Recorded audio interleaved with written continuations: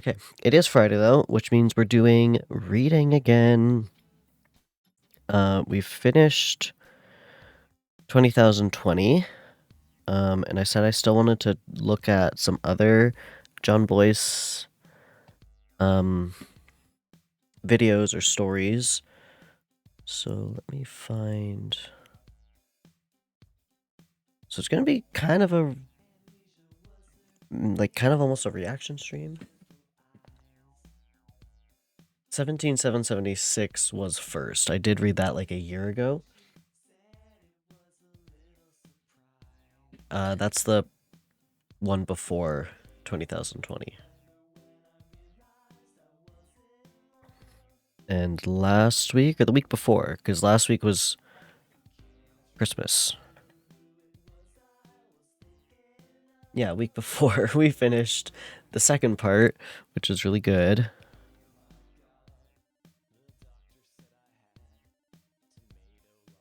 So I think we're kind of just going to go through like his YouTube channel. Ooh. I don't know how much of reading this is going to be and more of reacting. Am I still allowed to be in the reading and writing channel? Do you think if I'm just going to be reacting mainly? I don't know. Do we move to just chatting?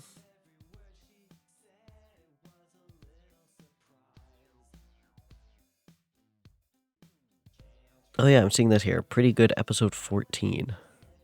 Ugh. John Boyce scaring me.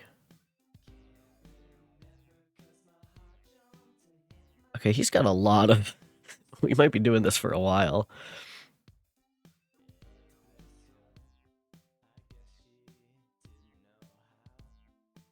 Let's actually change this to reacting instead of reading.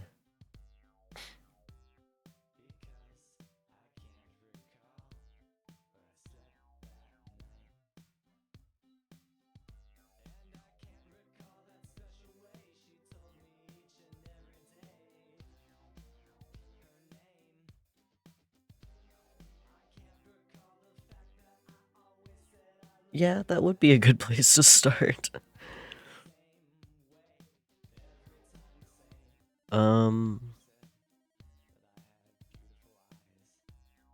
There was one specific one that Zircon wanted me to watch, though.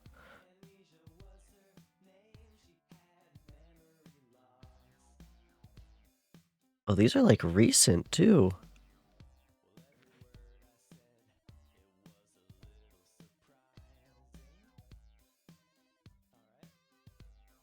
The Bob emergency. That's what Zircon wanted me to watch.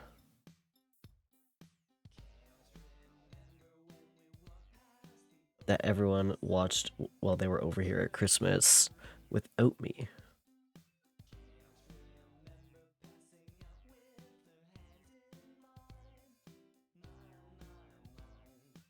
Okay, these ones are 5 years ago. These are long. Okay. Well, that's what we're doing today. So buckle up. I hope Zircon's here soon. Hi, Navy.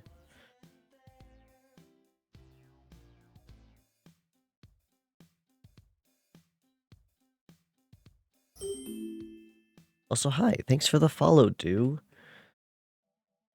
I don't know where you found me, but welcome in. Should I do window capture for this or the reading?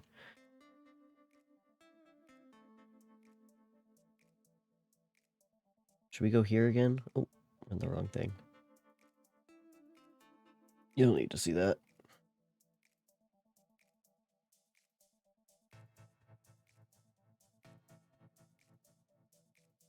Hey, John Boyce.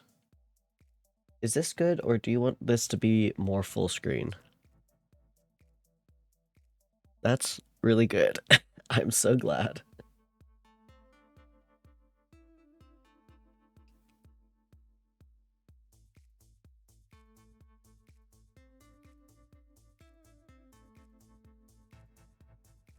Okay, and I think you guys can hear this. I'm gonna turn down my music.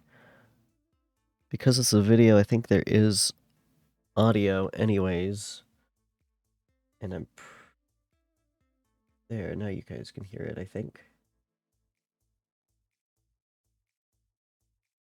Oh, I went back and clipped it. Don't even worry, Navy. I'll pull it up for you. I will. Hold on. Channel. Oh, no. Channel. No, I don't want to listen to myself.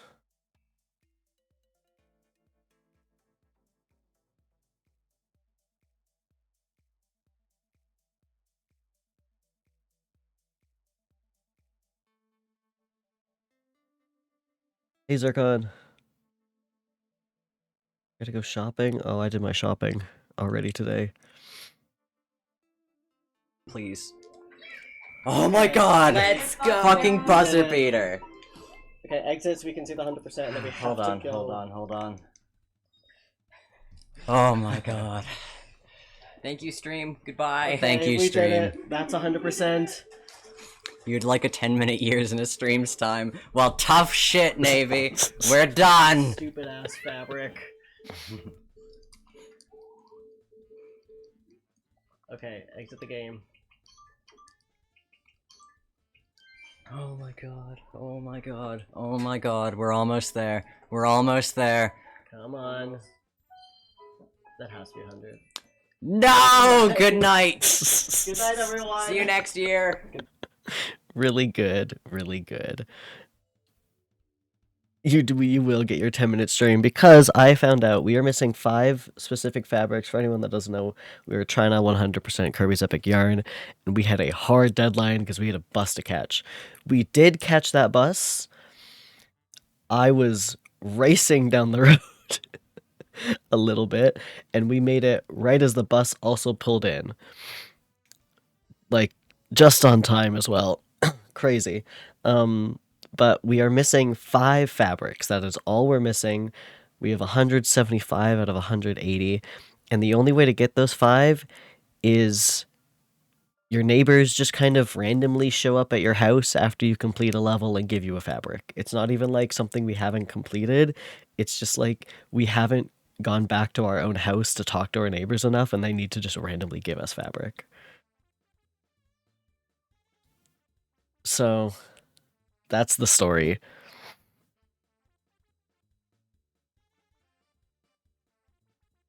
And yes, I went back and clipped it. And yes, it will be in the best of 2024, actually. Spoiler alert.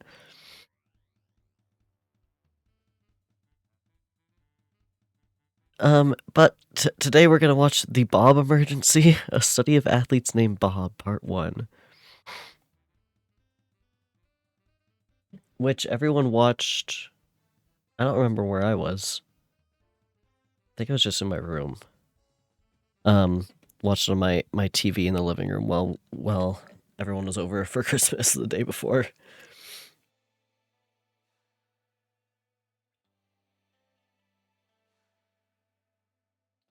It's the highlight of 2024.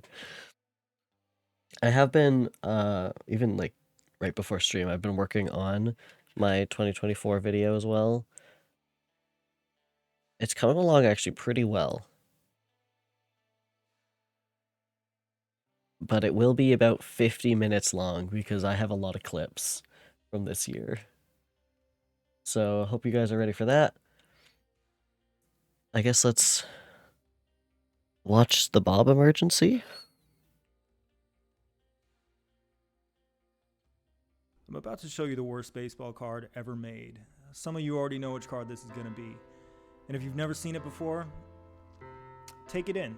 You only see it for the first time. Is this a good volume, by the way? Bob. I hope it's as bad as you imagined. 1996 Pinnacle, number 289. This is Bob Hamelin. We know this because he's holding up a card that says Bob Hamelin. It's important to remember that Pinnacle actually emphasized photography when they produced this card set. They even brought on Christy Brinkley to take some of the photos. Here's Chipper Jones looking cool. Ryan Klesko got to bring a surfboard to the photo shoot. Carlos Baerga was... point being, baseball cards around this time were Wait, all what about... was that? Carlos Who's revving Baerga their was... engine outside? Baseball cards are not for children.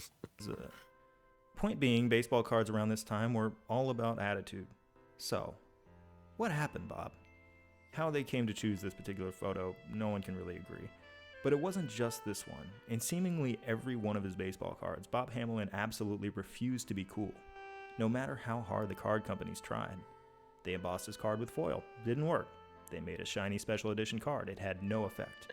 He still looked like a dad from 1976 who was trying to shoo a bird out of his garage. Yeah, They that's cut out his real. likeness and teleported him into a brilliant refractive rainbow dimension. Nope. Well, maybe he'll look cool on the back of the card. No. He looks like a competitive putt-putt golfer. Bob Hamelin is not participating. Okay, well, let's try an action shot. Bob, where's your bat? Bob, you're making Bob, this where's very your difficult. bat? Applying any measure of coolness to Bob Hamelin was absolutely hopeless. It was like trying to hang your jacket on a waterfall. Nothing stuck. His energy was just too powerful. He was determined to remain himself, and there was nothing anyone could do about it. And he won. His mystique could not be defeated, mitigated, or ignored. I think part of that mystique comes from his name, Bob. This name is so generic and yet it's so rare. How can it be both? Well, let's take a little walk through history. As This far as I was layout able is to really find, fun. the first Bob in the world of sports was Bob Toms, an Englishman who briefly played cricket in 1850 and 1851. Since 1855, there has always been at least one Bob athlete. By the 1880s, Bob had become a pretty common name, and at the turn of the 20th century, there were more than 100 Bobs in sports. This number dipped during the Great War, after which the Bobs returned in even greater numbers. It dipped again in World War II, and then the Bobs rebounded stronger than ever before. For decades, there were consistently around 500 active athletes who shared the name Bob. It was one of the most common names an athlete could have. In fact, some of the Wow. greatest athletes of all time are named Bob. And then, they began to leave. I don't think anyone noticed at first. As I built this, I kept hoping against hope that they'd return in some way, but I knew better. They just kept leaving and leaving. By the time I was born, there were fewer than 300 Bobs. The total continued to diminish with the ruthless Bobs. consistency. Today, by my count, there are only 9 Bobs remaining in the world of sports, and many of those 9 are just barely hanging on. They're all going away. As we'll see, Bobs are special people, and in losing them to retirement, we stand to lose more than we might imagine.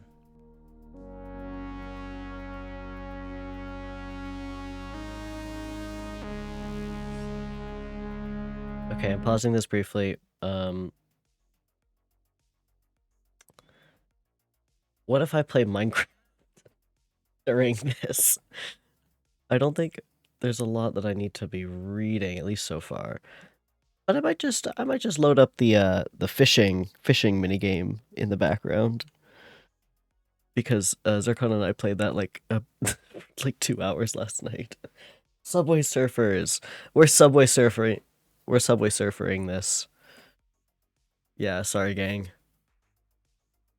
Now, the only question is, where do I put this on the screen?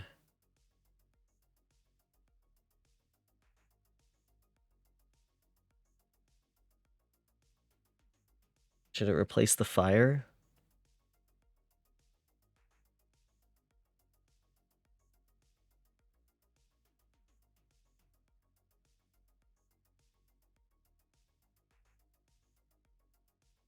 Who made this video? Oh, this is Jump Voice.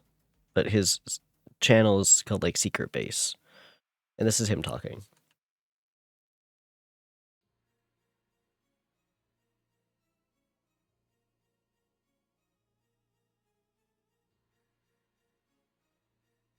How's that for Subway Surfers?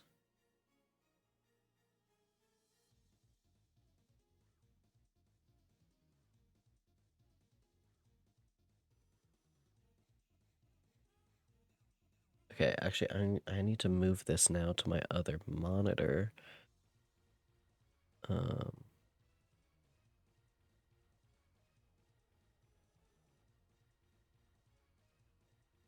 Where?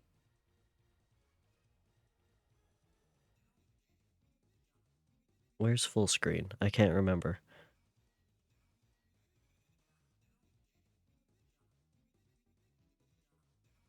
Ah.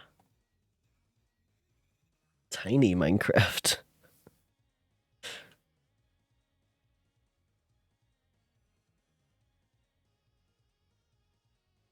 Okay.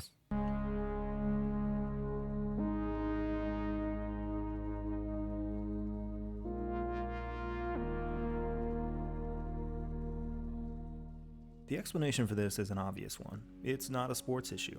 People just don't go by the name Bob very often anymore. That doesn't make this any less striking to me. This name wasn't just a generational fad, it was popular for more than a Seeing it as a century. background from In Minecraft is 1890, not there fair were a lot of use. Bobs. In 1990, there were a lot of Bobs. It's been 7 years since I first documented the disappearance of athletes named Bob. Not It's Robert or fine. Bobby We're just watching or any YouTube. other name. Specifically, Bob. I treated it like a curiosity back then. It seemed like a joke to me. But the more I researched the people within this completely arbitrary and unasked for cross-section, the more I realized its value. I found that Bob is a name largely independent of era, class, race. I don't sport, think and John in many Boyce will be cases, too nationality. upset at me. This collection of people tugs at more threads within the tapestry of sports than any other name I can think of. It's a surprisingly complete documentation of what it is meant to be an athlete. Additionally, the name itself is special. Unlike most common names, Bob is a name that's rarely given at birth. Usually the person is named something like Robert on their birth certificate. It's only after the person becomes a person that they assume the name Bob, usually affectionately give it to them by their parents or peers once they've gotten to know him. It's what's known as a hypochorism, a term of endearment. If someone is named Bob, it's a safe bet that someone out there really loves him. These beloved people went on to play almost every sport you could imagine. Again, these graphs are great.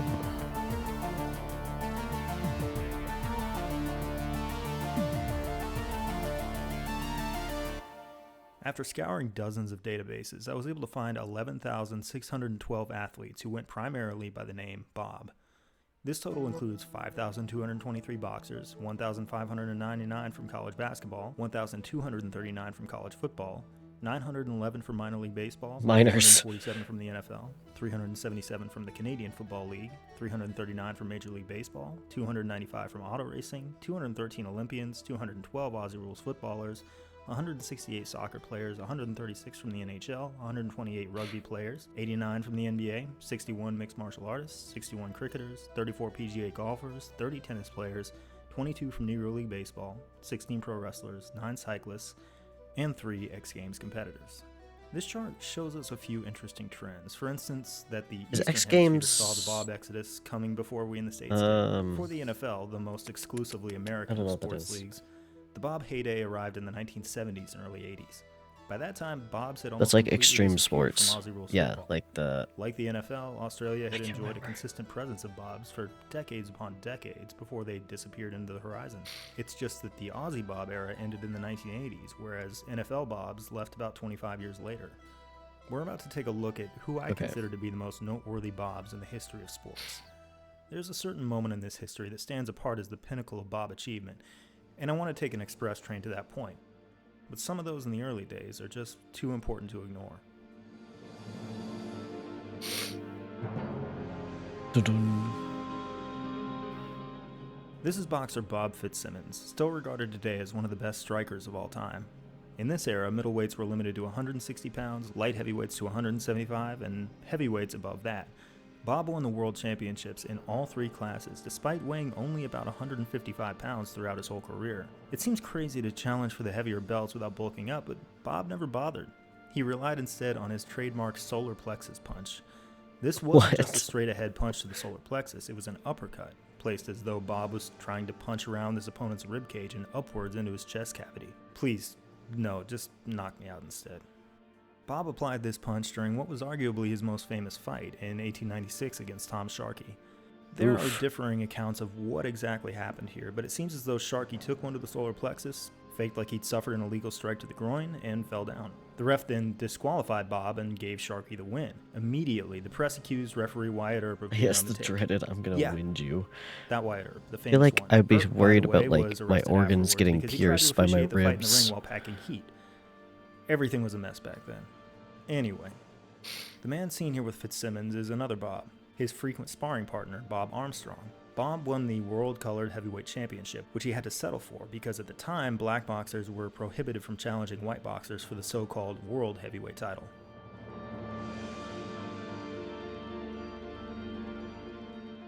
Armstrong emerged from the world of Battle Royal.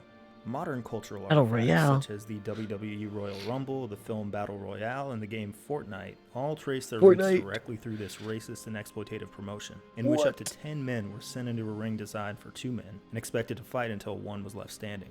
It was essentially a farce. While a boxer in a conventional match would have plenty of room, a battle royal fighter would have Fortnite has barely any racist space to roots. Who work. could have thought? For the amusement of the crowd, they were often blindfolded or had a hand tied behind their back. These poorly paid fighters were almost always black, and the spectators were almost always white. But Armstrong eventually worked his way into legitimate fight cards, and in the end he would be regarded as one of the best boxers of his era. He retired at the relatively young age of 31, focusing instead on trading fighters such as Jack Johnson, who would soon become one of the most feared fighters in history. In 1907, most white heavyweights were too scared to fight Johnson.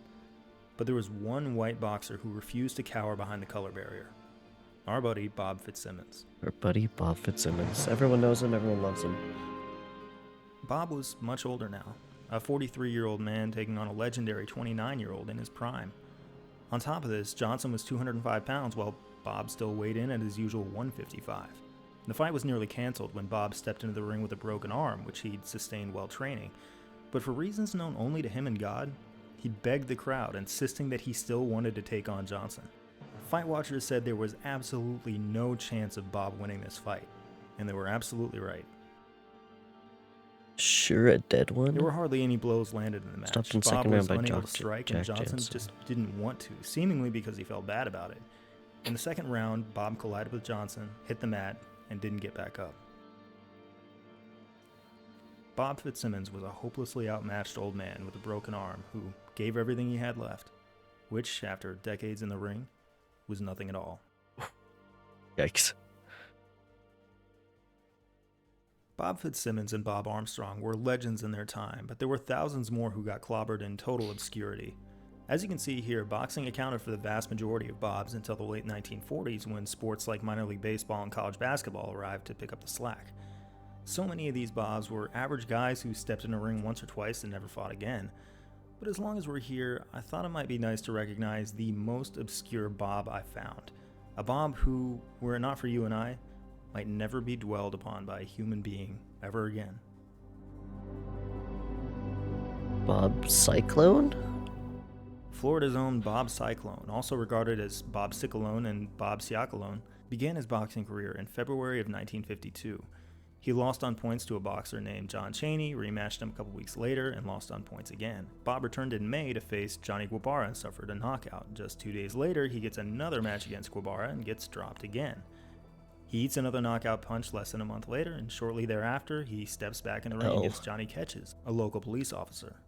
This was the last appearance of Ketch's two-fight career, although he'd engaged in an unsanctioned brawl with a fellow cop in which he busted his spine. Injured spine. Additionally, one time someone stole his pants and the newspaper wrote about it for some reason. But this is a story about Bob, and Bob quickly got his face busted up and $15 got too. knocked out for the fourth time Oh in no. 2 months. After a subsequent loss on points to Don Fry, he takes a break for a couple months, comes back, and gets knocked out again. And that's it for Bob Cyclone. For a couple of months, and then he loses 5 more times, 4 of which are knockouts, and 2 of which come on back-to-back nights. And then he was never seen again. His final record, 0 wins, 13 losses, 9 of them knockouts. Aside from a couple of passing mentions in newspapers that confirmed these clobberings, I was able to dig up absolutely nothing on Bob Cyclone, which is very unusual for a post-war fighter who made so many appearances. He left us nothing but this lonely little fight record, hidden deep within a boxing database. Through it, he tells us 2 things. First, that opponents absolutely painted the canvas with him. And second, that he came back, night after night, to face his certain annihilation again and again. And we will never know why. But he was a Bob. He played a note in this symphony. He mattered.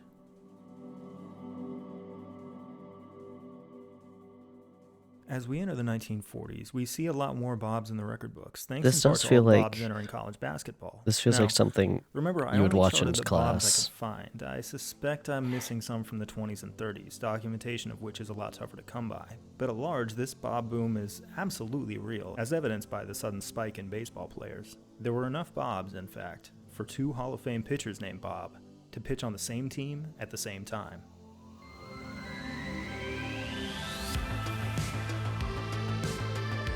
Bob Feller, Bob Lemon.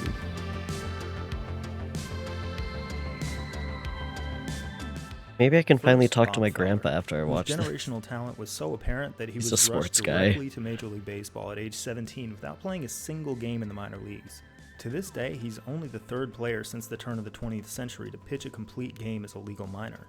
The difference between Bob and the other two is that he threw 5 of them. Bob Feller could throw a baseball faster than almost any other human being who has ever lived, before or since. Jesus. According to efastball.com, his 1946 fastball, which at the time is clocked at about 98 miles per hour, was actually 107.6 using updated methodology. By this same methodology, only Nolan Ryan, who once threw an estimated 108.1, has surpassed him. Today, pitchers benefit from a much lighter workload, advanced medical science, and intense training regimens, and yet none of them can come close to the estimated 107.6 thrown by Bob Feller, who, at 6 feet flat and 185 pounds, was considerably smaller than most of today's hardest throwing pitchers.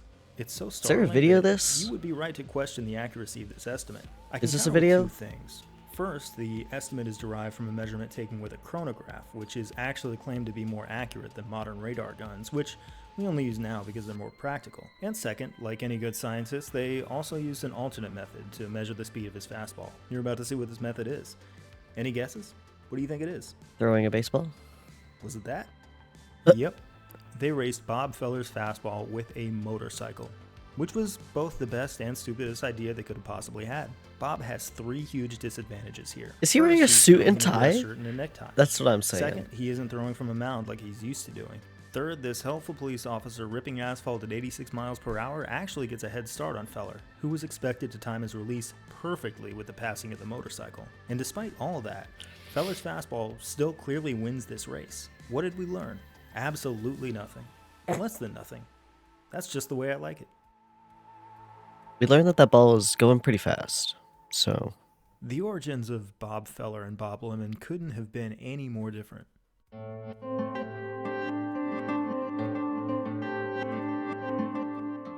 While Feller was preordained. hold on. Actually, I think I have one guy who probably outbeat him. Hold on, I just gotta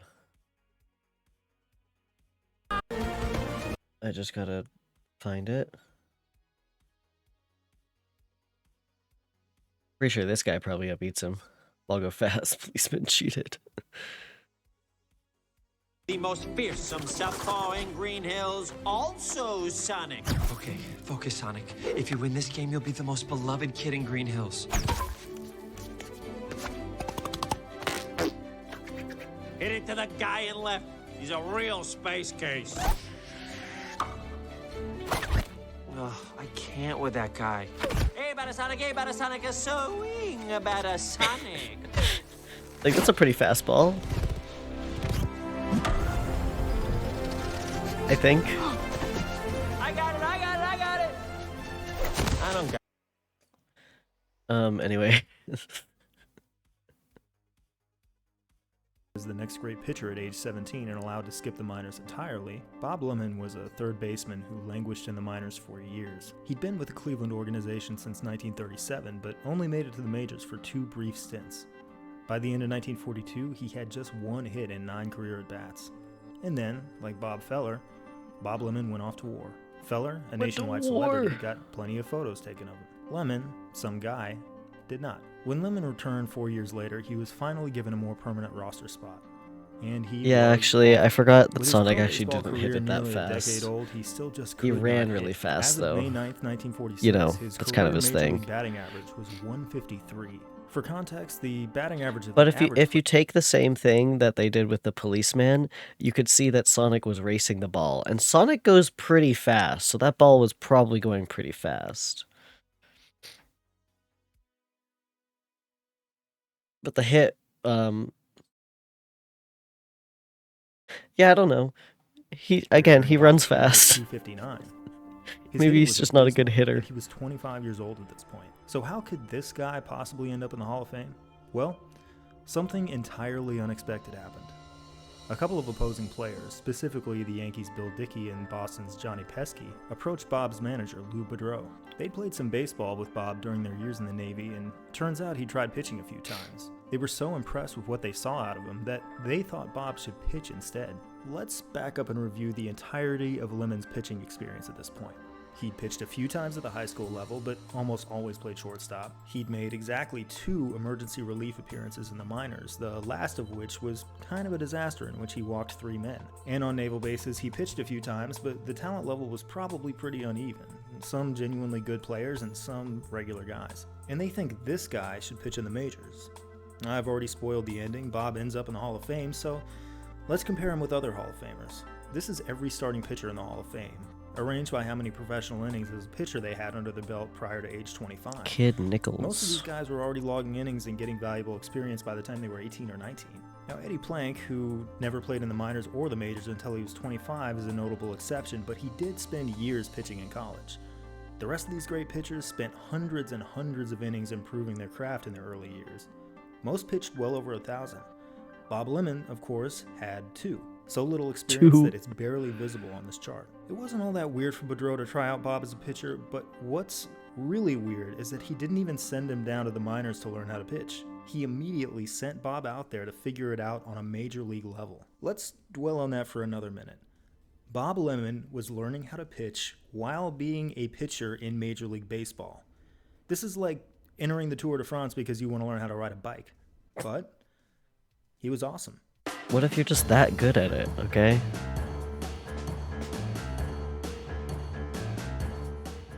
In white, you see the batting average that opposing hitters managed against Bob Lemon, the pitcher. Look again at that 259 waterline. They never even hit average against him. I decided to keep Bob's own batting average up here, which you see in black, because incredibly, once he started pitching, his hitting got better. By 1948, not only did Bob Lemon have a better career at the plate than the average hitter, he was considerably more successful with the bat than the guys he was throwing to. This was nearly the case over the course of his entire career. That makes sense in a For way. a full-time pitcher to out-hit his opposing hitters for a span of approximately 9 years, almost no other player has ever done that. Pretty impressive hitting and pitching for a guy who at first couldn't do either. One final note. Remember Bill Dickey and Johnny Pesky? Well, just 2 years after they lobbied to let Lemon pitch, Cleveland won the World Series after barely squeaking past the Yankees and Red Sox to win the AL pennant. They beat New York by just 2.5 games and had to win a 1-game playoff to beat Boston. Bob's wins above replacement that season was an estimated 4.8. In other words, this is roughly how many more games Cleveland won with him than they would have won with a replacement level player in his place. 4.8. Just enough to put them over these 2 teams. That was Bill Dickey's old team. In that was Johnny Pesky's team. In retrospect, it was an extraordinarily selfless move on their part. But when you see a Bob, you help a Bob. Because often, When you see a Bob. they'll pay us back in full. I don't think I know a single Bob in my life.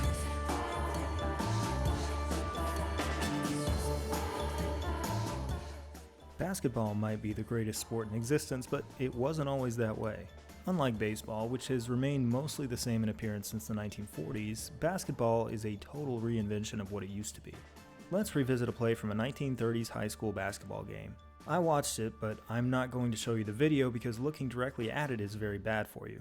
If you still really want to see it and you've had all your vaccinations, I'll include a link in the description. For the rest of us, let's just... Wait, hold on. No, I need to see this video, obviously.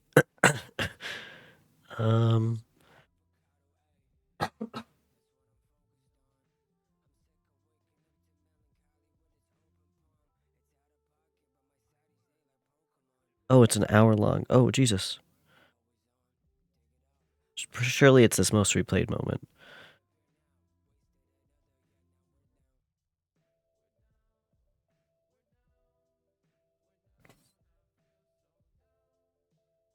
Now you see it, now you don't. A beautiful play. Boudreau pivots and passes behind his back to something.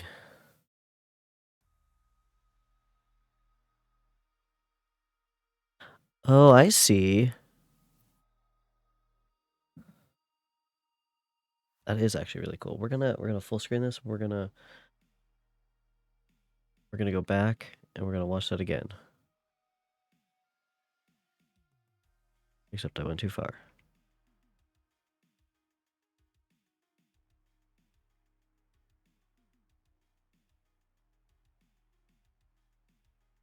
Okay, hold on.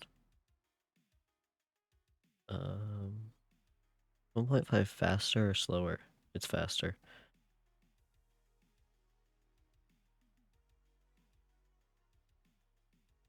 Okay. Keep an eye, everyone.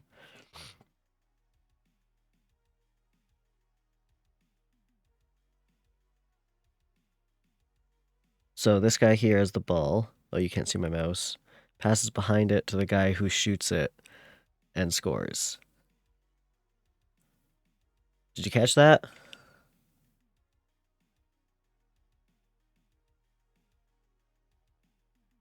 Guy in the front's dribbling it. Suddenly this guy has it. There it is. That might be what he's talking about. It's the most replayed part of this, so I'm going to assume it is. I'm about to show. Oh, no, let's put that back. Normal speed. That is pretty cool. Where were we? We were about here.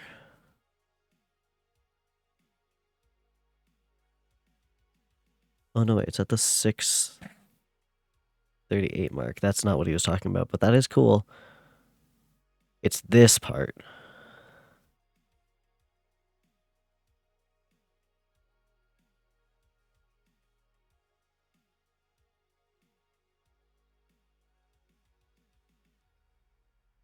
What is happening?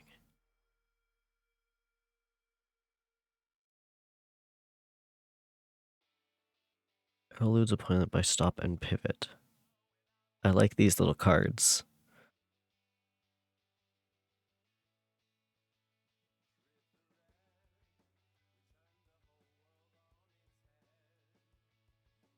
He tripped him.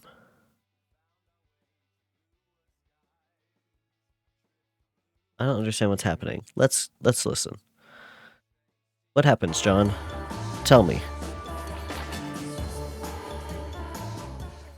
Basketball might be the greatest sport in existence, but it wasn't always that way. Unlike baseball, which has remained mostly the same in appearance since the 1940s, basketball is a total reinvention of what it used to be. Let's revisit a play from a 1930s high school basketball game. Thanks, Stream I Elements. watched it, but I'm not going to show you the video because looking directly at it is very bad for you. If you still really want to see it and you've had all your vaccinations, I'll include a link in the description. For the rest of us, let's just use a diagram. Meet our two heroes, player A and player B. They stand completely flat-footed and pass the ball back and forth 7 times. B then steps back a couple of feet and passes it back, but you haven't seen anything yet. Think there are only 2 letters in the alphabet? Well, think again, pal, because player C receives the next pass and passes it back to A. And then A and B pass back and forth 6 more times. Jesus But Christ. C is a man of action. He shifted over a full couple feet or so. When the ball comes back to him, he tosses to B, who, for the first time, dribbles so he can move while possessing the basketball. This is an extremely reckless maneuver known as doing something. Well, hey, look, it's player D. He takes the pass and dribbles up court a few feet, and then passes back to B, who passes back to A, who dribbles and passes back to B, who passes to D, who passes to B, who, after 24 passes, finally shoots. Does it go in? No. Here's a more important question. Do you care? And here's the most important question. How did we get from this to this?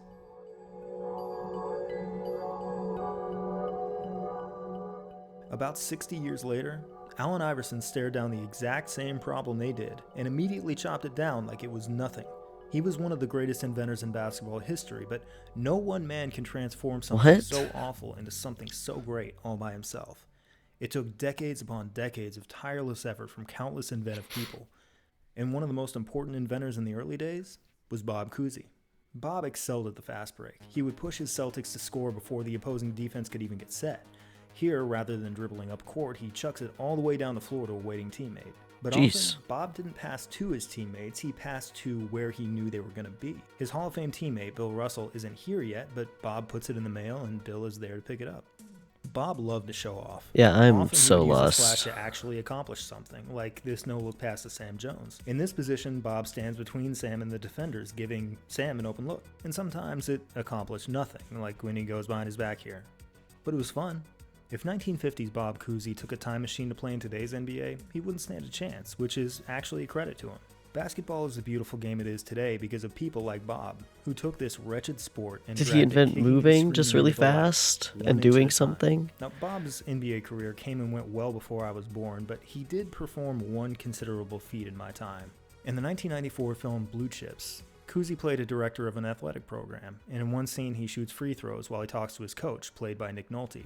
At this point, Cousy is 65 years old, shooting in dress shoes, a button-up shirt, and a tie. Why are Bobs always doing this? Anyway, you can't really script making a shot, but maybe Bob can get one in and make it look good. Hey, there we go. And there's 2 in a row. This is slightly impressive. In the 2017-2018 NBA season, whenever a player got exactly 2 free throw attempts in a game, they hit both of them only about half the time. 3 in a row. Same conditions. Less than half of players could make all 3. There's 4 in a row. 5 in a row. This line from Nick Nolte is not scripted. Don't you ever miss? There's 7 in a row. Uh-oh. An off-camera bucket? Sounds like a swish, but they could have piped in that audio. If you would like to debate this further, please join your local chapter of the Bob Cousy Blue Chips Free Throws Truther Association. If your community doesn't That's have funny. one, start one. 9 in a row. Just for fun, Cousy puts up number 10 with his left hand, almost daring it not to go in. It goes in. Is he just that Only good? 14.9% of modern At NBA specifically players who got 10 free throws? attempts in a game were able to knock down all 10. The free throw is the one element of basketball that has been preserved in amber since Cousy's time. Nothing about it has changed, and decades after his retirement, it's the one he could still dominate. He's just good at free throws. He's just good at throwing the ball. Okay.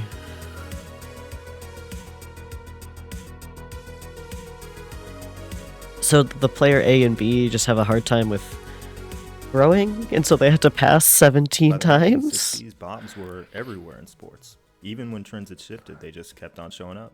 As soon as boxing became less popular, they Oh, arrived this is in a huge different numbers from voice. minor league baseball, and once that surge ended, they simply moved on to college football.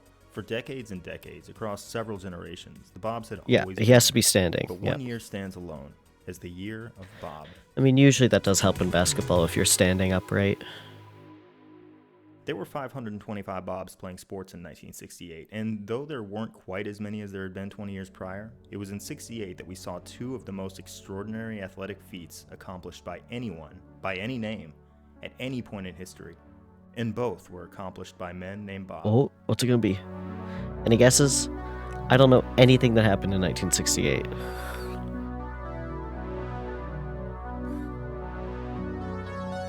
Bob Gibson.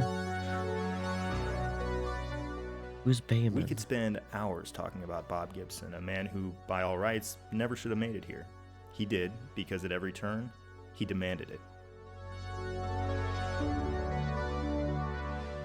Pac Robert Gibson was born in 1935.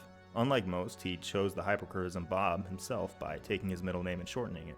As a child, he grew up in extreme poverty and suffered from rickets, asthma attacks, and a bout with pneumonia. Oof. He also developed a heart murmur that nearly prevented him from playing sports at all. Entering high school, he stood only 4'10", but by graduation, he had transformed into a phenomenal athlete. He set at least one local record in track and Oh, field, a but long jumper. his main pursuits were basketball and baseball. Throughout most of his high school career, he was barred from baseball because the coach refused to let black players on the team. So, Bob I don't turned his think attention to basketball. track and field is He on was a this star on his list. high school team and wanted to play college ball at Indiana. Actually, When I he mean, applied, it would they be, told but him it's not going to be explicitly that major. They did not want him solely because he was black. Bob ended up accepting a scholarship from Creighton instead. Once he was eligible to play, he immediately established himself as the team's star, leading in both points and rebounds. And while at Creighton, he also played baseball, the sport his high school coach refused to let him play. In April, he played what might be the best 6 innings of college baseball of all time, maintaining a no-hitter while also adding 4 hits from the plate. Ooh, Why they discovered pulled a him, plane we'll probably goatee. never know. But it was clear that Gibson could do everything.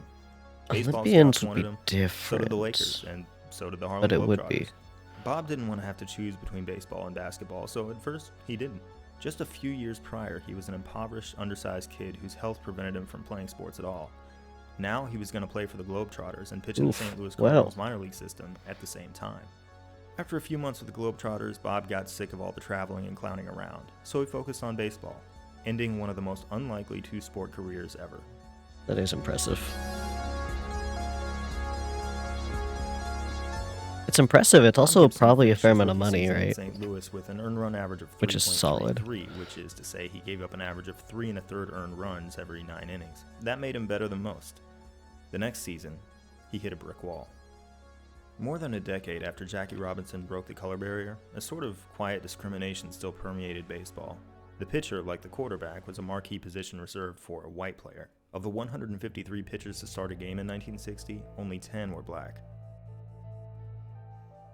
That's true. But Gibson's manager I mean, wasn't at all playing quiet 2 about games Gibson's would be more than termination. just His name focusing was on one, Solid I would Davis, think. who, to hear Gibson tell it, had So mastered no the art matter of throwing his players under the bus. no matter like how On much at least one occasion, in yelling general slurs at players an were opposing making, like player. he would probably lazily, was making a probably pretty good intentionally, amount confuse with the 2 names of black games. players on his own team. He would Like single being out in 2 Gibson in teams. meetings, implying that he wasn't smart enough to make it as a pitcher. Hamas destroyed Bob's ability to find any sort of rhythm, yanking him seemingly arbitrarily between the starting rotation and the bullpen. Gibson was on the verge of quitting baseball. His ERA of 5.61 was one of the worst in the majors, and it was far above the league average of 3.82.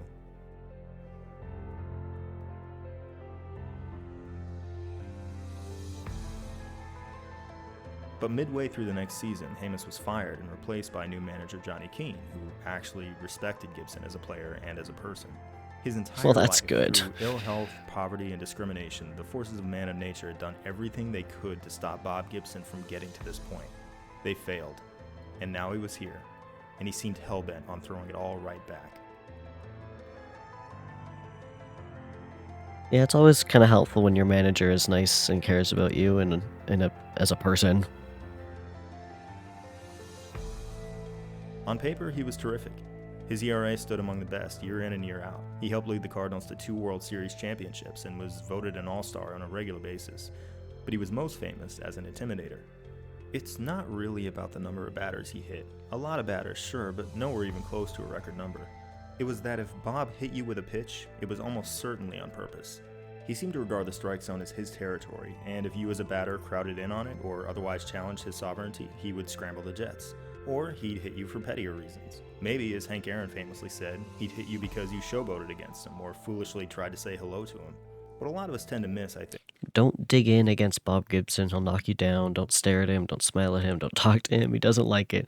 If you happen to hit a home run, don't run too slow. Don't run too fast. Is that Gibson didn't do this just because he was mad. These were calculated, as he notes in a 2009 interview.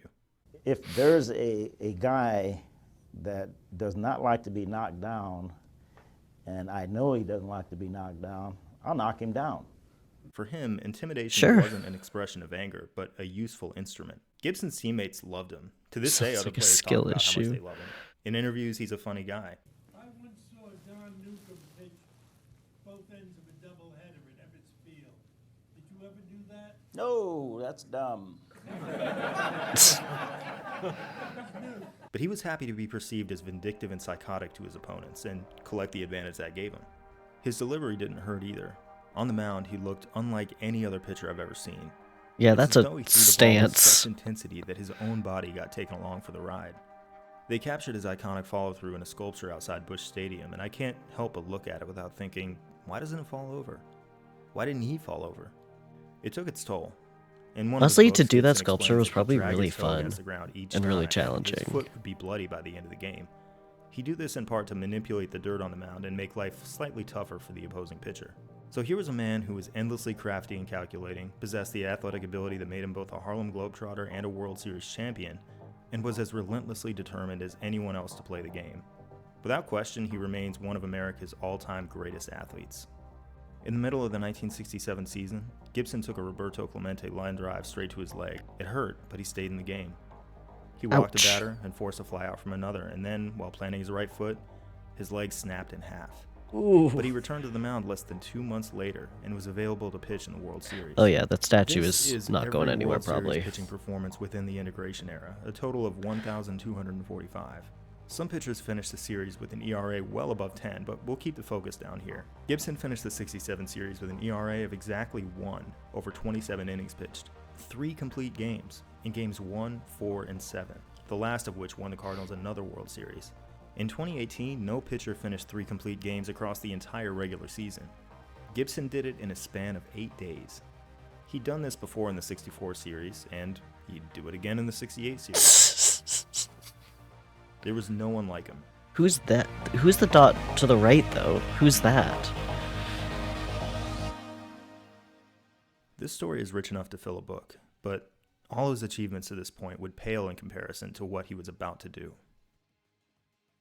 When Bob was 3.5 years old, he was stricken with pneumonia so severely that his mother feared he wouldn't survive. His brother wrapped him in a blanket and carried him to the hospital. and promised him that if he made it, he would buy him a baseball glove. In 1968, That's Bob Gibson sweet. pitched the greatest season in the history of baseball. That's really sweet, actually.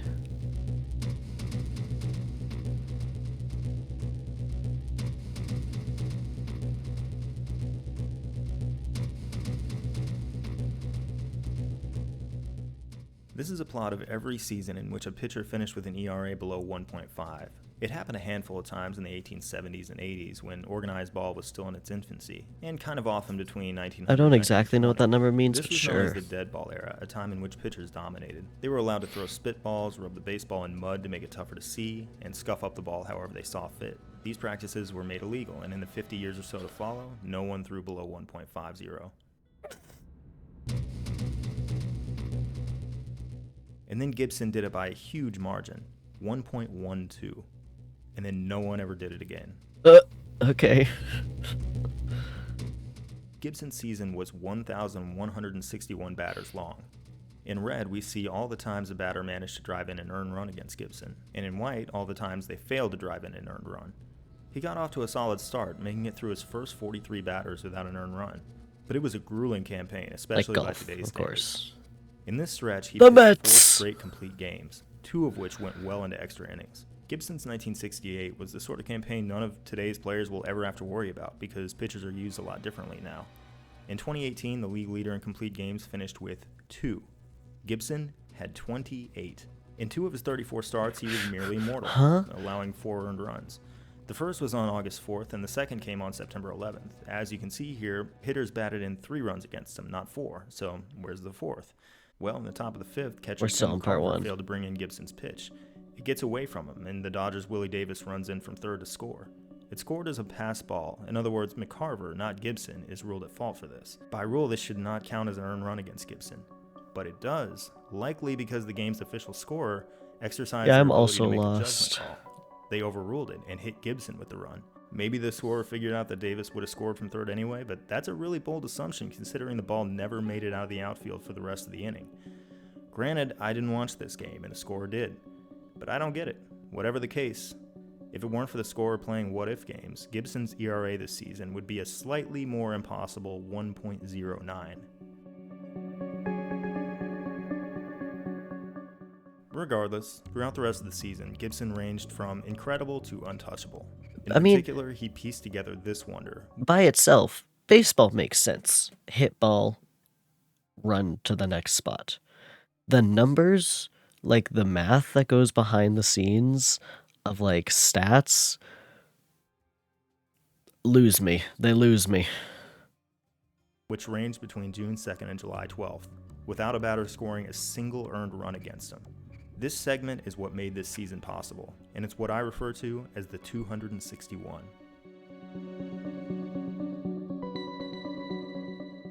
The red lights you see indicate whether he let men on first, second, and or third. As you can see, they rarely made it past first, let alone to third. What would make you think I'm To fishing? prevent 261 consecutive batters from driving in a run, you can't just rely on facing a couple of weak-hitting teams or a few players who woke up on the wrong side of the bed. You have to run the gauntlet of the National League. By the time it was all over, Gibson had faced nearly every single member of the NL All-Star team several times over, and he pitched to nearly every position player who received an MVP vote that season. Granted, he did not have to pitch to the actual MVP that season, who was Bob Gibson. In 49 plate appearances against Gibson, That's these funny. men had managed just 8 singles and a walk. The best of the best hit 167 against him in this span, same as their slugging percentage.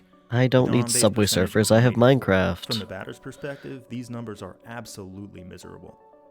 Which is not to say that he never got into trouble in this stretch. As you can see, he had to deal with some runners in scoring position. He just engineered his way out of trouble every single time. I could At put one on your point, cash Giants cow. loaded the bases against him. With no room for error, Gibson gathered himself and struck out the next 3 batters in a row. I think he was annoyed with having to do this because he turned around and completely shut down 24 of the next 25 batters, giving up 1 walk and nothing else. I've had to be careful with my vocabulary here because Gibson did give up 1 earned run in this stretch, it just wasn't to a batter. On July 1st, he was facing the Dodgers' Ron Fairley with a man on third. The ball slipped out of his hand, hit the dirt, and his catcher couldn't quite haul it in. It was ruled a wild pitch, the runner scored, and Gibson was hit with the run. The catcher said the ball was wet from landing on the grass moments prior. Gibson joked that it was the catcher's fault, before quickly clarifying that he himself was to blame. Decades later, he wrote that he thought it actually was the catcher's fault, so not really sure how much of a joke that was. Regardless, the batter had nothing to do with that wild pitch, so we can say that no batter in this span beat him. In fact, across all of 1968, Gibson reduced the batters in the National League to shadows of themselves. On-base plus slugging All I know, percentage, Bob or Gibson's OPS, really is good, perhaps and the most he's handy measure of a hitter's performance. Combined, aggressive, the I 1968 guess. National League managed an OPS of 469 against Bob Gibson, which is very, very bad. I thought it would be interesting to find a player to serve as a comparison, so I looked up the OPS of every player in the integration era with at least 1,161 plate appearances, the same number as those against Bob Gibson. Of course, 469 is miles away from guys like Ted Williams and Barry Bonds, who are all well above 1,000. To find a hitter like this, we have to reach far back into the record books and look up more than 2,000 players until we get to nothing. Dun. None of these players had an OPS of worse than 500. This is unbelievable. Bob Gibson took the entirety of National League hitting, all its All-Stars, all its MVP candidates, all its Hall of Famers, and effectively turned them into a mythical worst modern player ever who doesn't even actually exist. What? So he's just But so back good to he Gibson's fucked up ERA everyone of else's scores he 1.12 was for a moment, against. because that's the number he's most famous for. The closer your ERA gets to 0, the tougher it is, mathematically speaking, to cut it down further. A complete game shutout just doesn't cut into an ERA around 1 as much as it would into an ERA around 3. By the time he was in the back half of the season, he was fighting for a few hundredths at a time. On September 2nd, he pitched a 10-inning shutout, which for ERA purposes is just about the best game you can imagine, and his ERA dropped from 1. Okay, what does ERA mean? Baseball ERA. Earned run average. The average of everyone trying to bat against him is worse than the average score of any specific player throughout the season.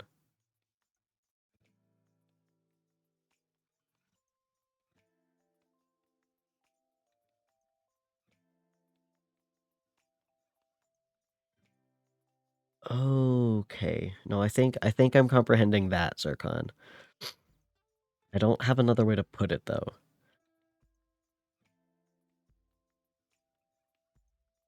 So if Joe is a hitter from the other team and he goes against Bob, whatever. Joe's personal average is going to be higher than anyone who has ever gone against Bob if you averaged everyone together.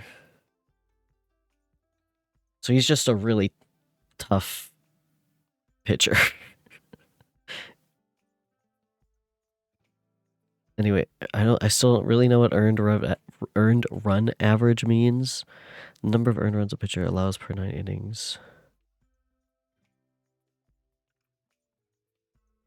That's scored without the aid of an error or a passed ball. So this is just how many... Not quite, but like how many points the other team kind of got on him.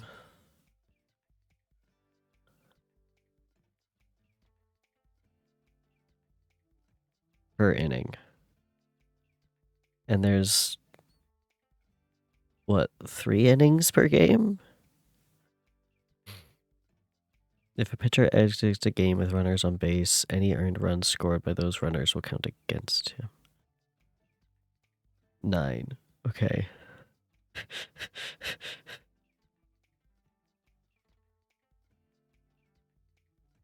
That's so confusing. 0.03 to 0.99.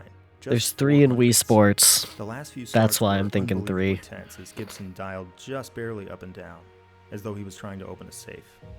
In his final start, he managed a complete game shutout to engineer his ERA down from 1.16 to a final 1.12.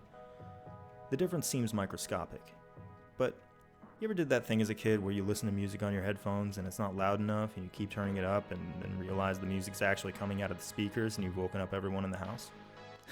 Well,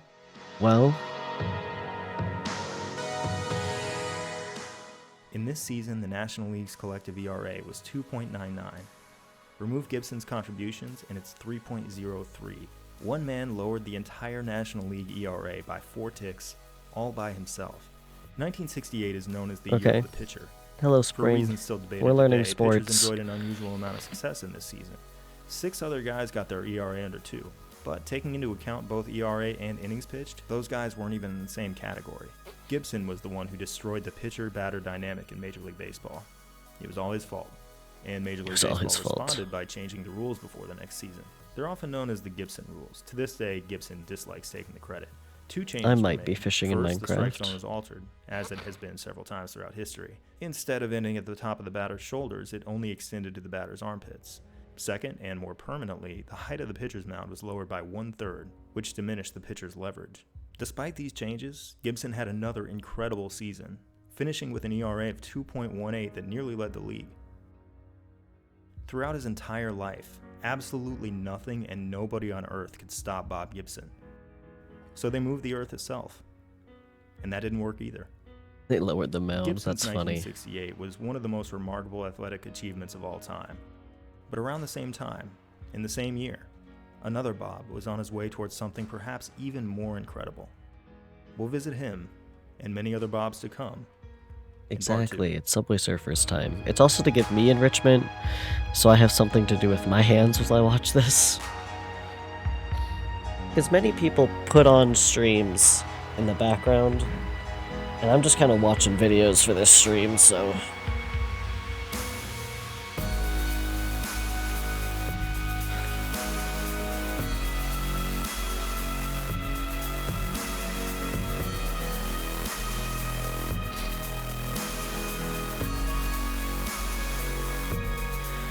Why did his voice change halfway through? I won't look at the comments.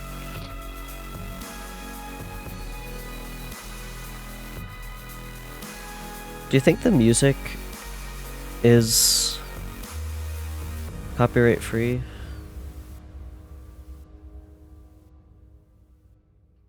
It definitely sounded like it did. Where was it? Practical. And second, like, which, after decades in the ring, was nothing at all. He probably recorded on different days, definitely. I thought it was a fully different man speaking, though. And pitching for a guy who, at first, for this is an obvious one. It's not a sports issue. People just don't go by the name Bob very often anymore. Kept on showing up.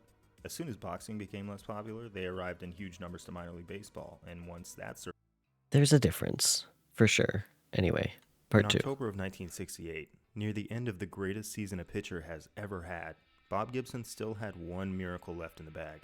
His opponent in Game 1 of the That's World totally Series, fair. I'm sure my voice Tigers changes and all the McClain, time. who, like Gibson, would take home his league's MVP and Cy Young awards at the end of the season. McClain was pulled from the game after giving up 2 runs, which, against 1968 Bob Gibson, may as well have been 20. Gibson allowed just 6 Tigers on base on his way to a complete game shutout. He finished with 17 strikeouts. Delivering that last pitch, he looked like a man who could go another 3 hours if he felt like it, finishing with that signature follow-through of his that dragged him into another zip code. You can see the camera Dragged him jerk into another over just zip to get him code. and the batter in the same frame. 50 years later, those 17 strikeouts are still a single-game World Series record. Wow. Of the 574 World Series starts since that day, only 2 even made it to 12 strikeouts. No one has equaled this. No one has even come close. In the same month of the same year, a man with the same name would achieve something even more astonishing. We're going to a different game.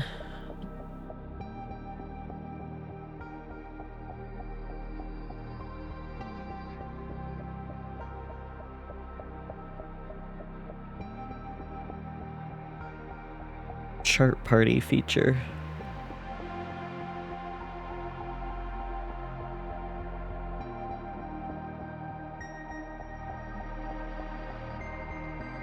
Navy, you called it!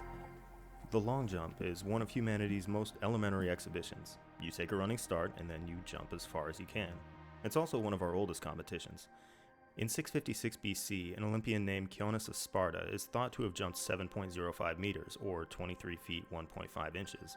Whether this was a world record or for how long it stood isn't really known, but If that mark is to Navy, be it's your believed, Ireland was guy. modestly beaten in the 2,500 years to follow. In 1901, Ireland's Peter O'Connor leaps 24 feet 11.5 inches. With the return of the Olympics as an international pursuit, the record is challenged by countless track and field athletes, and in 1935, Jesse Owens extends the all-time best jump to 26 feet 8 inches. This holds for 25 years Now this is a sport that I understand.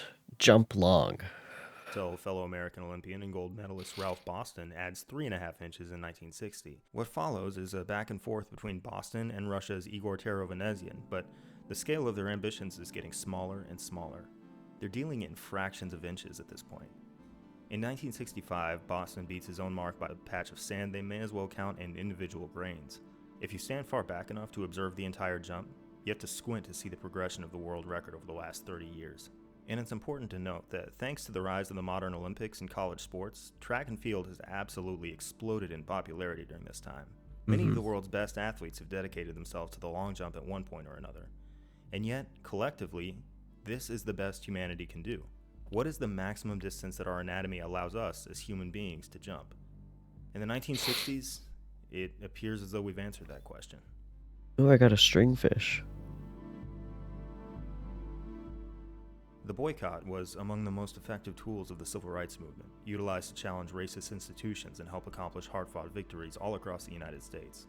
In 1968, more Yeah, than spring I'm on 200 athletic MCC Island. institutions, including the New York Athletic Club, which, while notorious for refusing membership to people of color and Jewish people, was more than happy to boost its ticket sales by inviting black athletes to compete in their events. One such event, on February 16th in the brand new Madison Square Garden, is picketed by hundreds of people protesting their membership practices. Most black athletes refuse to compete, but the University of Texas at El Paso track team shows up anyway.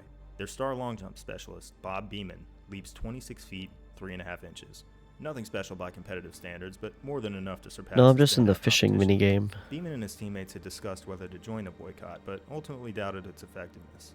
After all, UTEP's football players had organized a sit-in months prior, and it seemed to accomplish nothing. But more acutely, the 21-year-old Beamon is lonely in El Paso, and lacks the means to visit his hometown of New York on his own dime. The all-expenses-paid trip to compete in front of his friends and family is just too much for him to turn down.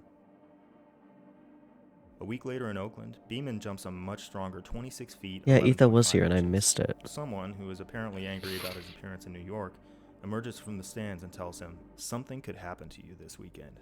Ooh. Nothing comes of the threat, but Beamon is shaken up. Around this Yeah. time, he takes to writing poetry, more for himself than for anyone else.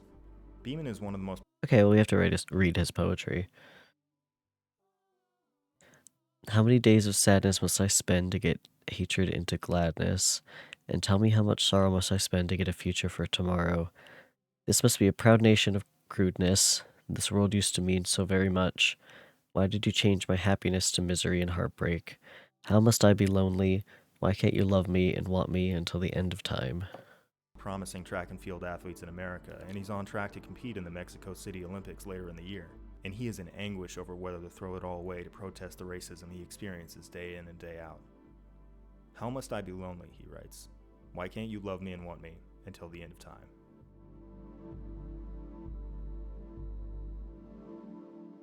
Beamon continues to jump, and in March he sets the indoor world record with a leap of 27 feet 2.75 inches. He's very quickly becoming the man to beat in Mexico City.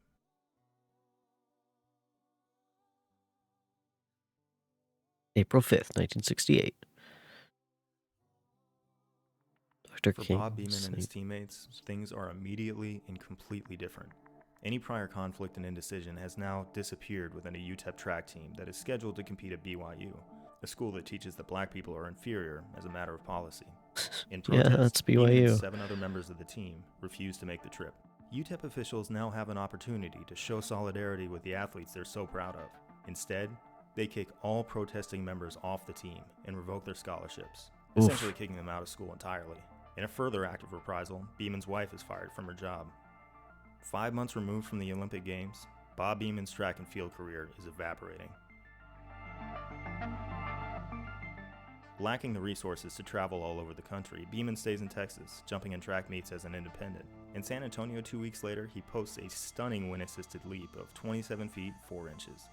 Wind assistance is an unfortunate but common disqualifier. Many outstanding jumps have been ineligible for the record books because the wind speed was greater than the maximum allowable 4.47 miles per hour. Beeman's jump was inflated by a wind speed of 8.9, but he impresses the crowd all the same. He joins the Houston Striders track team a few days later and keeps jumping and keeps impressing. In June, he finally jumps 27 feet, 4 inches with no wind assistance. It's only 3/4 of an inch from the all-time record. Beeman has 2 goals. The first is to make the U.S. Olympic team. The second, and far more outrageous goal, is to register a 28-foot jump. This would require him to shatter Ralph Boston's record by about 8 inches. Ooh. In modern times, this record has never been broken by more than 6 inches. The record progression has been entirely stuck in the mud. It hasn't budged even a 1/4 inch in 3 years. But Boston, the veteran who's become Beeman's mentor, thinks he can do it. So does the great Jesse Owens, who suggests that the altitude will help him out. Mexico City, host of the '68 Olympics, sits nearly 7,400 feet above sea level, and high altitudes have proven to be slightly advantageous to long jumpers. After essentially punching his ticket to Mexico City with a 26-foot, 8.75-inch jump at the Olympic trials, the altitude theory is put to the test on September 14th. Beeman jumps at South Lake Tahoe, about 6,200 feet above sea level. On this day, he's further rated by a record disqualifying wind speed of 7.1 miles per hour. Even with both these advantages, he can only jump 27 feet, 6.5 inches. An incredible leap, but still about 6 inches away from his goal. 28 feet just doesn't seem feasible. Surely he makes it, right? To compete for a medal, Beeman must first pass the qualifying round, in which he's allowed 3 attempts. On his first jump, he steps just over the line, and the try is disqualified. Disaster strikes when the second attempt is disqualified for the same reason. Especially tragic because Beeman could easily qualify with even an average jump. One sports writer later suggests that just to play it safe, he should have jumped a foot before the line to easily clear the mark. He doesn't. Despite the circumstances, Bob Beeman goes for broke. Why are we zooming out? Oh no.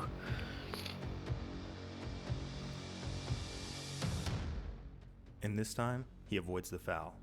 26 feet, 10.5 inches, still more than a foot away from his goal of 28. But he's in. He's in. That was cool though. He takes a few heaving breaths and fades into a sprint. The wind is blowing within legal limits. This will be a record-eligible jump. Later, Beeman will say of this leap, "I felt alone."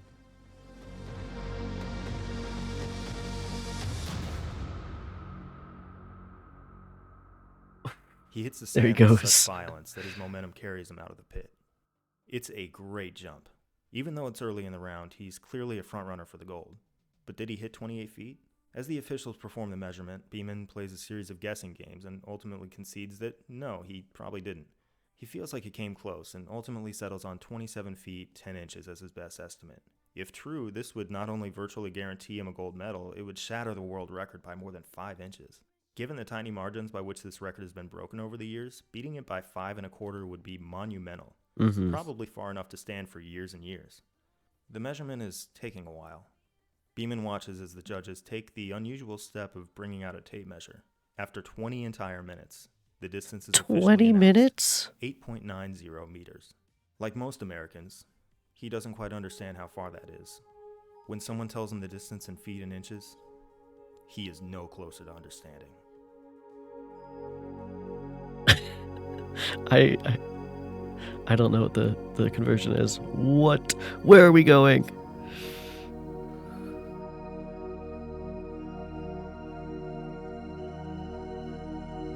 Jesus Christ.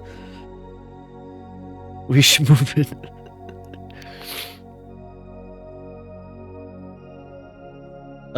Hello? Bob was schmovin'.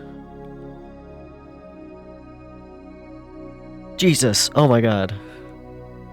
I think he beat it, guys.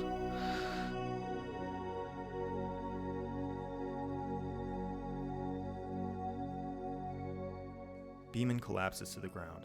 He'll be fine. He's experiencing what is later diagnosed as a cataplectic seizure, in which one system is so overwhelmed with emotion that one's muscles temporarily stop acting correctly. He can't physically process what has just happened. Yeah, no, that's fair. He has done something impossible. That's a fair reaction. The contest is over, and everyone knows it. Fellow competitor Igor Tarovanesi, who once held the record himself, says, "Compared to this jump, we are children." Days prior, fellow American medalists Tommy Smith and John Carlos had displayed Black Power salutes on the Olympic podium as protests against racism. IOC President Avery Brundage, who during the Berlin Olympics decades prior had no issue with the Nazi salute, was outraged. He successfully course, demanded look for at that Smith and man. Carlos to be expelled from the Olympic Village, lest he ban the entire U.S. track team altogether. Bob Beamon and Ralph Boston didn't care. They made protests of their own on the podium, with Boston standing barefoot and Beamon rolling up his pants, revealing black socks to protest black poverty. I could find no evidence of Brundage seeking retribution against them, or even commenting on the matter. Maybe he simply realized that he lost. 50 years later, Beamon's jump remains the Olympic record. It stood as the overall world record for decades until it was just barely beaten by Mike Powell in 1991. For half a century, no other human being has been able to touch it. This jump remains one of the most astounding athletic achievements ever. Yeah, that's fair. Let's see that jump again. Can we go back a little bit? Let's see that. Let's see that.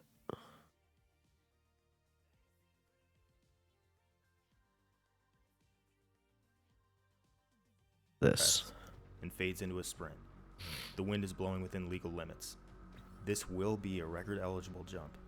Later, Beamon will say of this leap, "I felt alone."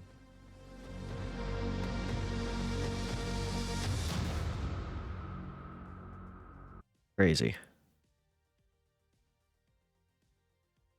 Jump remains one of the most astounding athletic achievements ever.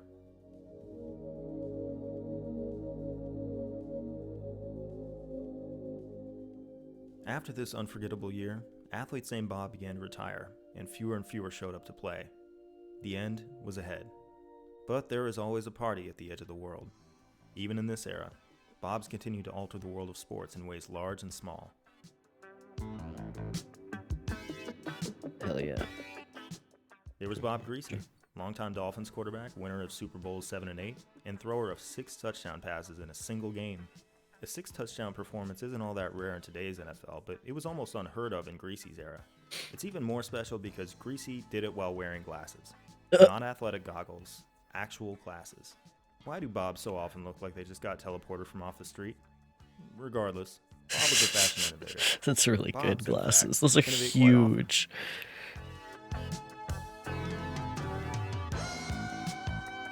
Bob McAdoo. I've definitely heard this guy's name. Basketball Hall of Famer Bob McAdoo was surely aware of what a center was supposed to be, he just didn't seem to care. He was determined to play the brilliant sort of basketball he knew he could play, whatever that meant. Let's look at one of his best ever performances, a 1975 playoff game while with the Buffalo Braves. In this game alone, McAdoo took 9 shots from at least 15 feet out, and he hit 6 of them. Contrast this with fellow center and total opposite Shaquille O'Neal, who only hit 4 from this distance over the course of his entire 19-year career. McAdoo was a tall guy who could shoot, and by and large, there was no answer for that. His role as a center meant lots of blocks and rebounds, and his ability as a pure shooter meant lots of points. The result was a statistical footprint that was both very impressive and pretty weird. These are the times a player has scored at least 30 points per game in a season, since 1973-74. It's a very exclusive club, as it's only happened 42 times in this span, but McAdoo pulled it off 3 years in a row. What's interesting is that, as you can see, these terrific scorers don't block many shots on defense, and they pull down a fairly modest number of rebounds per game. Those duties just aren't in their job description. They're scorers, not blockers or rebounders. There are a couple outliers over here, Karl Malone and Russell Westbrook, who recorded more rebounds than the average volume scorer, but of these 4 extreme outliers over here, 3 of them are Bob McAdoo, and Bob McAdoo. The game is different. Bob McAdoo. You're I not like his likely to last see another name. guy average 30 points and 3 blocks a night. McAdoo didn't change basketball. He didn't blaze any new trails or redefine the position. He played like Bob McAdoo, and then he retired, and there was no one else like him. Surely there's... Why do I recognize his name? Decades later, another Bob would defy basketball conventions. This story may not be as important, but it is a lot less important.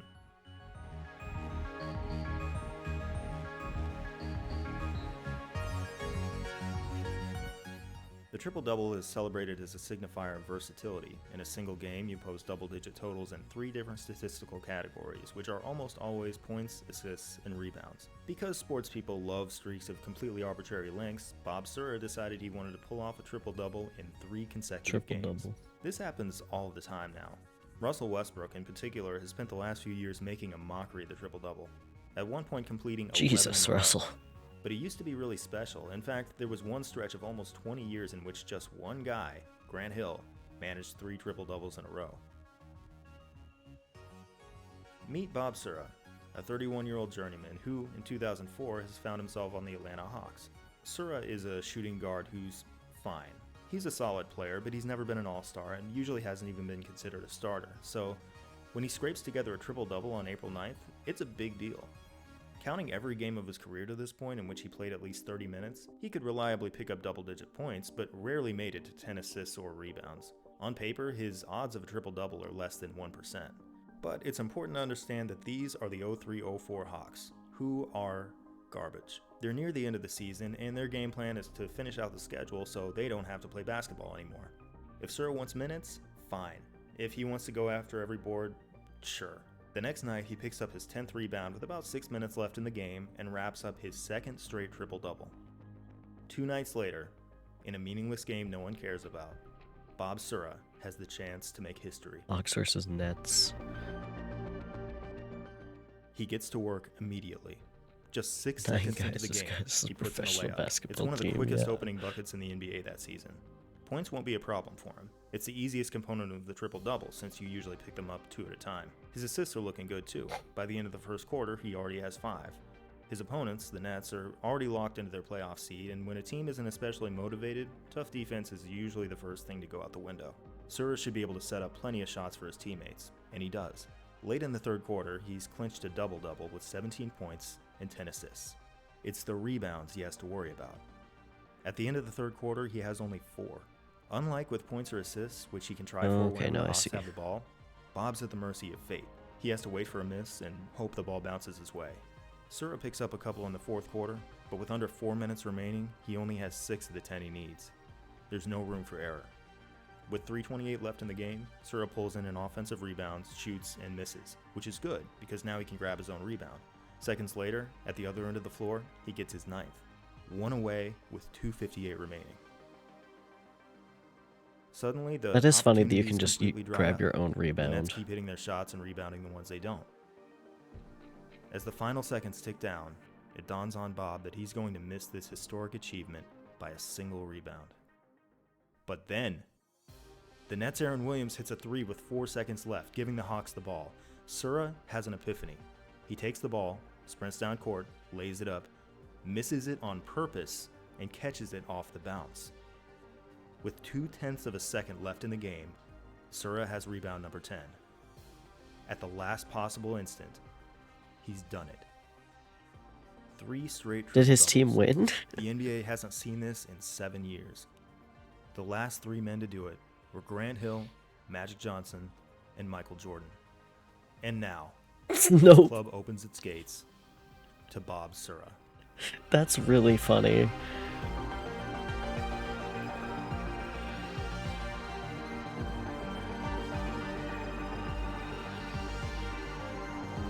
That's really funny that like your personal.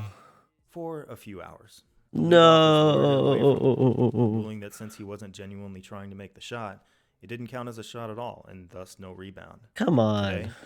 if you look up a play-by-play of this game, that shot is nowhere to be found. So many men named Bob always seem to be in places they were never supposed to be, doing astonishing things they were never supposed to That's do. so funny that you can just like Sometimes kind of it's more throw than your governing game forces in for this like a world. stupid thing that you're Oh, trying to go for. Bob Sura gave Come the on, rules let of him the win. sport, or at least he tried. Bob McAdoo transcended the conventions of the sport. Bob Greasy wore glasses to his sport. But Bob Herrera pioneered a new sport of his own. A new sport?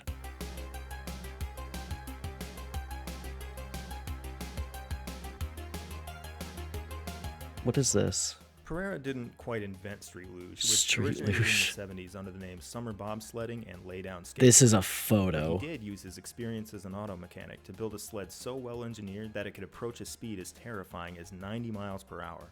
If a human being is traveling any faster than that without a motor, they're probably falling out of a plane. In its infancy, this sport lacked the resources to block off a track of their own, so they just luged on California highways alongside car traffic. Pereira's custom sled rolled so terrifying. fast downhill that he managed to get hit with a couple of speeding tickets. But since it wasn't exactly illegal, he just kept on racing. And eventually, he tried to legitimize the sport by founding an official street luge association. It was the right sport at the right time. See, here is my personal biased and very reductive account of the 1990s. A large portion of America, collectively and simultaneously, went insane.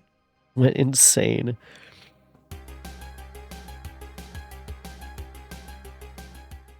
Our archenemy had collapsed, and we'd had one for so many decades that we didn't know what to replace it with. 9-year-olds were ripping people's heads off. Beethoven, Kids' movies started working blue. bite this guy in the wiener. A hobby as innocent as baseball card collecting was reduced to a hyper-monetized grift that made kids into day traders, and the brutality of mixed martial arts became wildly popular.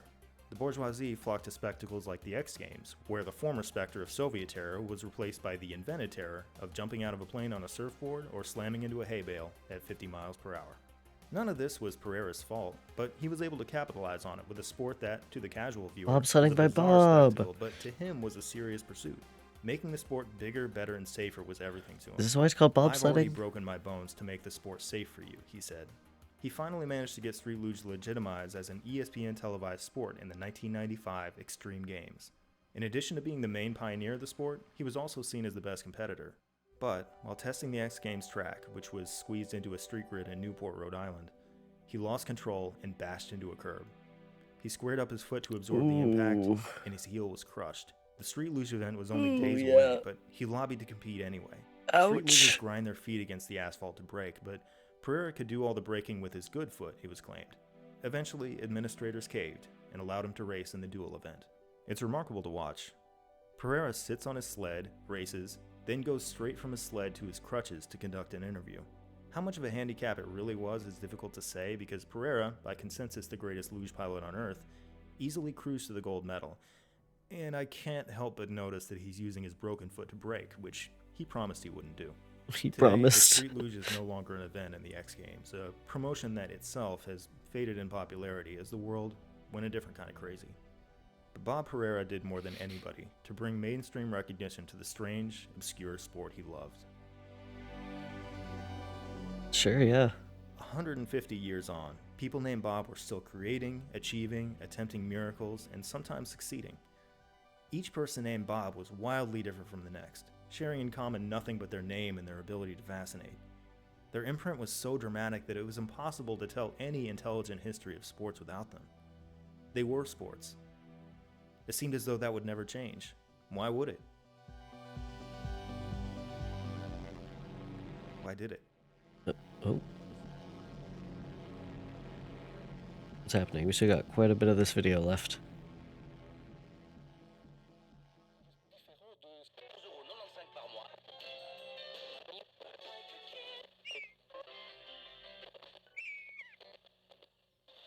Where are we going?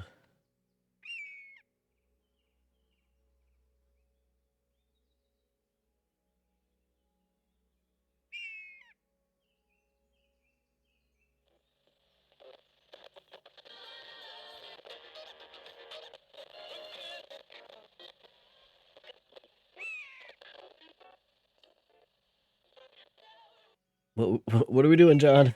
Here, we see the popularity of Bob as a baby name each year in the United States between 1880 and 2017. This figure completely disappears in the 1980s. Not because there have been absolutely zero babies named Bob, but because it fell out of the top 1,000 most popular names, and its total was left out of the census. Broadly speaking, it adds up. You see the Bobs arriving, and then about 20 years later you see those Bobs grow up and take up a sport. This chart does, however, contain a mystery. We've already noted this dip in athletes in the early 40s, which can be reasonably explained by the outbreak of World War II. But why this one? Why, in the early 1950s, did parents briefly stop naming their children Bob, only to pick it right back up a few years later as though nothing had changed? That is Why a did they do this weird... during a time when Bobs were more visible in our culture than ever? I don't have an answer. I don't even have a wild guess. But for these folks to confound us is nothing new. Of course, these are just the people who were named Bob at birth, a relatively rare practice. Most of our Bobs left the hospital as Roberts, and we have never been lacking. Oh my Roberts. god. Oh my god, that's so many. At one point, Robert was the second most popular name for an American baby boy. Even in the 2010s, there are several thousand Roberts born each year. At any moment, any of these Roberts could choose to go by Bob. That's a Very nice easy. looking like Take it from shadow me. thing. You don't even have to go to the courthouse. But nearly every Robert has declined this I opportunity. still don't even know Robert. And there's no way I can blame him. See, you can tell how we as a culture perceive a name by how we use it to name fictional characters. I looked for major characters named Bob in modern TV and film. I know I didn't get them all, but I eventually identified 22. Nearly all of these are in comedy or Bob children's the Builder. programming. Many are from cartoons. Only 4 are in dramatic roles. And as for these, Bill Murray's character in Lost in Translation was named Bob to further establish him as a washed-up actor whose best days were long gone. And Bob, a major character in Twin Peaks, was created entirely by accident when a set decorator, Frank Silva, was inadvertently visible through a mirror during a crucial shot. David Lynch, being David Lynch, decided that rather than reshooting or cropping him out, he would not only keep the shot, but establish this guy who had never acted before as the arch villain of the entire show. He was named Bob, perhaps only for the shock value. One of David Lynch's most outlandish creative decisions ever, it seems, was to take the name Bob seriously. It's clear that now we regard Bob as an unserious name. It's an endearing, short, funny little palindrome, and it might not be suitable for an era in which we take ourselves as seriously as we do. But I'll leave further speculation up to you. The point remains that since Bobs were arriving in smaller and smaller numbers, it was up to those already in the arena to carry the legacy of their name as long as they could. And as we'll see in the I next know 5 stories, he doesn't have an answer, and there they probably gave isn't what they one, but had. the dip for Bob's is so wild for the baby names. Bullet Bob. It's tough to imagine someone who is merely casually aware of WWE Hall of Famer Bullet Bob Armstrong. Either he's a legendary figure to you, or you have never heard of him. Until a couple months ago, I was among the latter. I'm not the one to tell his full story, so I'll focus just on 2 moments in particular. The first came in 1982, a little over 20 years into his wrestling career. He was in a weight room with Jake the Snake Roberts, and went to the Jake bench the press Snake. to perform a set of nose breakers. This isn't perfectly represented here, but it's close enough. I've never heard Essentially, of you him, pull the no. bar very close to your But his nose name reminds before me of Bullet pulling it Bill back from above Mario. your torso. The name Nosebreaker is, of course, overdramatic, except for this time. The bench tips backwards. The only thing between the bar and the ground now is Armstrong's nose, which is ripped completely off. Oh! In most accounts, this is regarded as an accident, although, in one 1998 interview with the Pensacola News-Journal, Armstrong claims that Ted DiBiase, known by most as the $1 Million Man, kicked the bench over. However it happened, his Oh nose my is gone, god. and extensive plastic surgery is required, but it's not enough to keep him out of the ring. To protect and hide his injury, he adopts a brand new in-ring identity, the Bullet, and wears a mask as part of his persona. That He is... goes This is a overseas. video. People love him. Yes, that is an iPhone. And yes, that injury did occur in 1982. And yes, he started wrestling in 1960. Bullet Bob Armstrong wrestled for eons. Jesus, dude. He began his career while Bob Cousy was playing in the NBA. When Bob Sura retired, he was still in the ring. It was Their a arms do gotta be 59-year strong. career. Armstrong is far and away the most tenured Bob, so I expanded the scope to anyone with any name. I could only find 4 human beings with a longer, somewhat continuous athletic tenure. That's 2 a fellow long pro time for wrestlers, an auto wrestling racer, too, and a right? snooker player. When Armstrong entered the world of sports, he was one of 530 Bobs.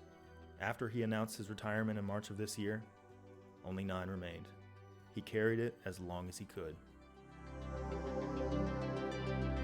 That's true. I guess I was first thinking boxing, where I don't think boxing lasts a very long time usually.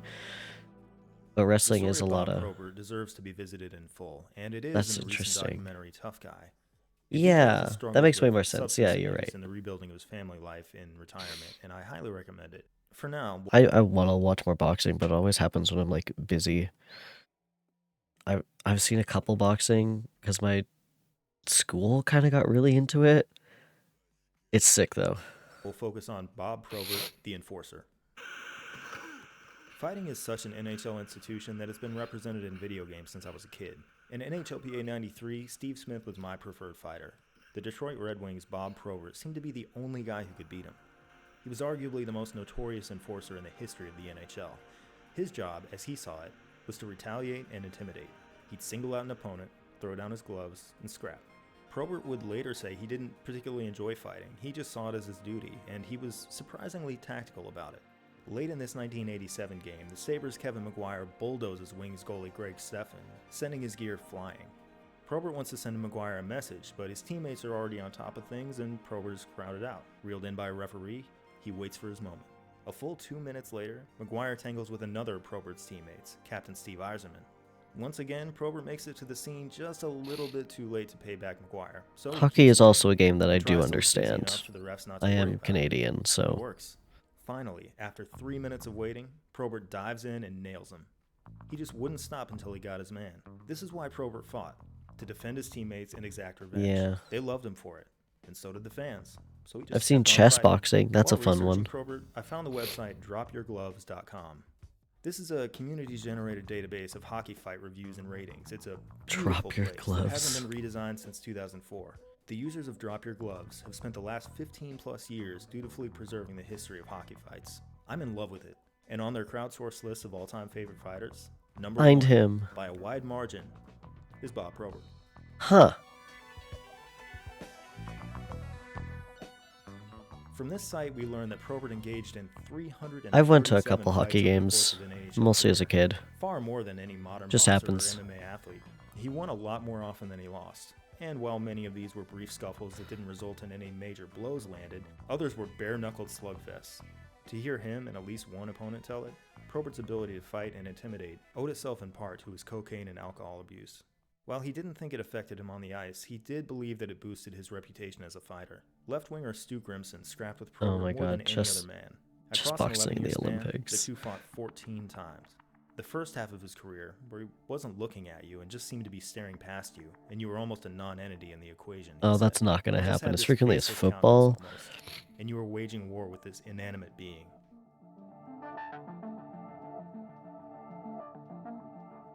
The role of the enforcer was somewhat diminished in the later years of Probert's career. In an effort to curb fighting, the NHL tacked on additional 2-minute penalties for fight instigators, and it seemed to have worked. By 2002, there were only about half as many fights as there were in Probert's prime.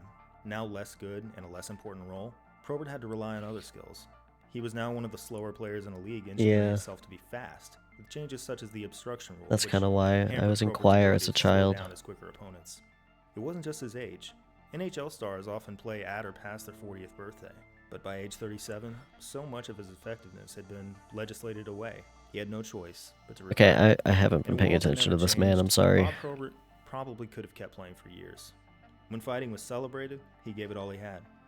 But once the dangers were better understood, and fighting began to fall out of favor, he was left behind. His sport had simply evolved into something that had no place for him as an athlete. While producing this video, only a couple weeks after I discovered it, dropyourgloves.com went offline for reasons unknown. This What? monastery had remained unchanged for a decade and a half, an eternity in internet years, and it seemed to me as though it would always be there. And then, like so much else, it seems like it'll never change. It was gone. Sorry, Bob. I guess you were pretty fun to watch play hockey. Yeah. The best part of hockey is when it turns into boxing. Brazilian-American Bob Burnquist is one of the most influential Skateboard? skateboarders ever, and has won more medals at the Summer X Games than anybody. He'd already collected 4 prior to his otherworldly performance in the 2001 vert final. What was the greatest moment of this run? You could have 5 different answers, and they'd all be right.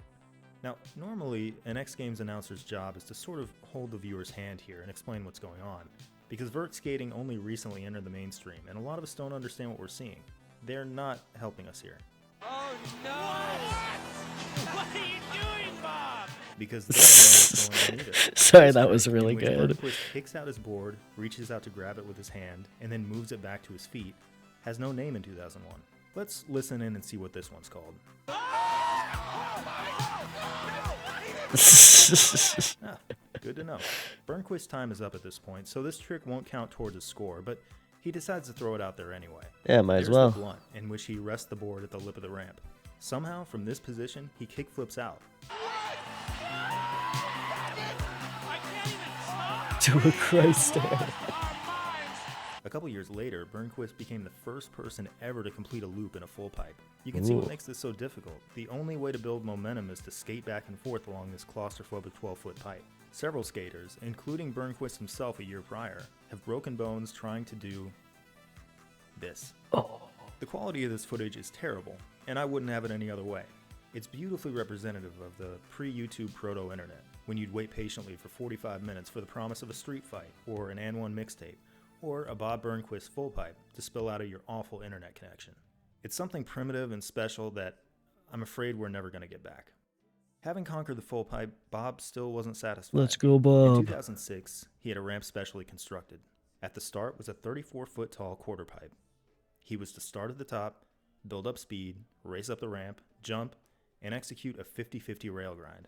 In other words, he would slide along this 4-inch wide rail with the trucks of the skateboard rather than the wheels. For any professional skater, this is a very basic trick. There was a catch. What was that noise? Huh?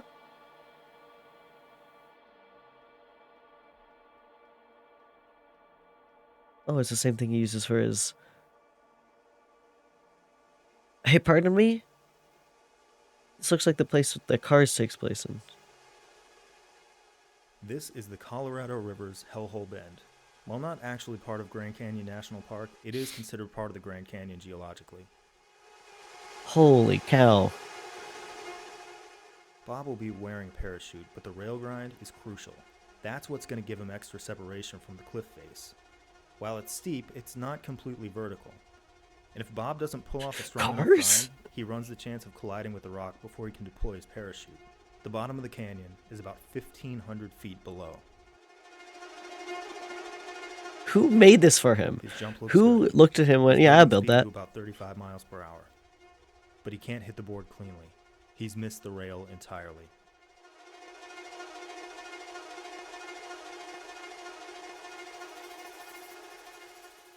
Probably out of instinct, he grabs the rail with one hand, but it's no use. He's in free fall, flailing his arms. Oh, ow.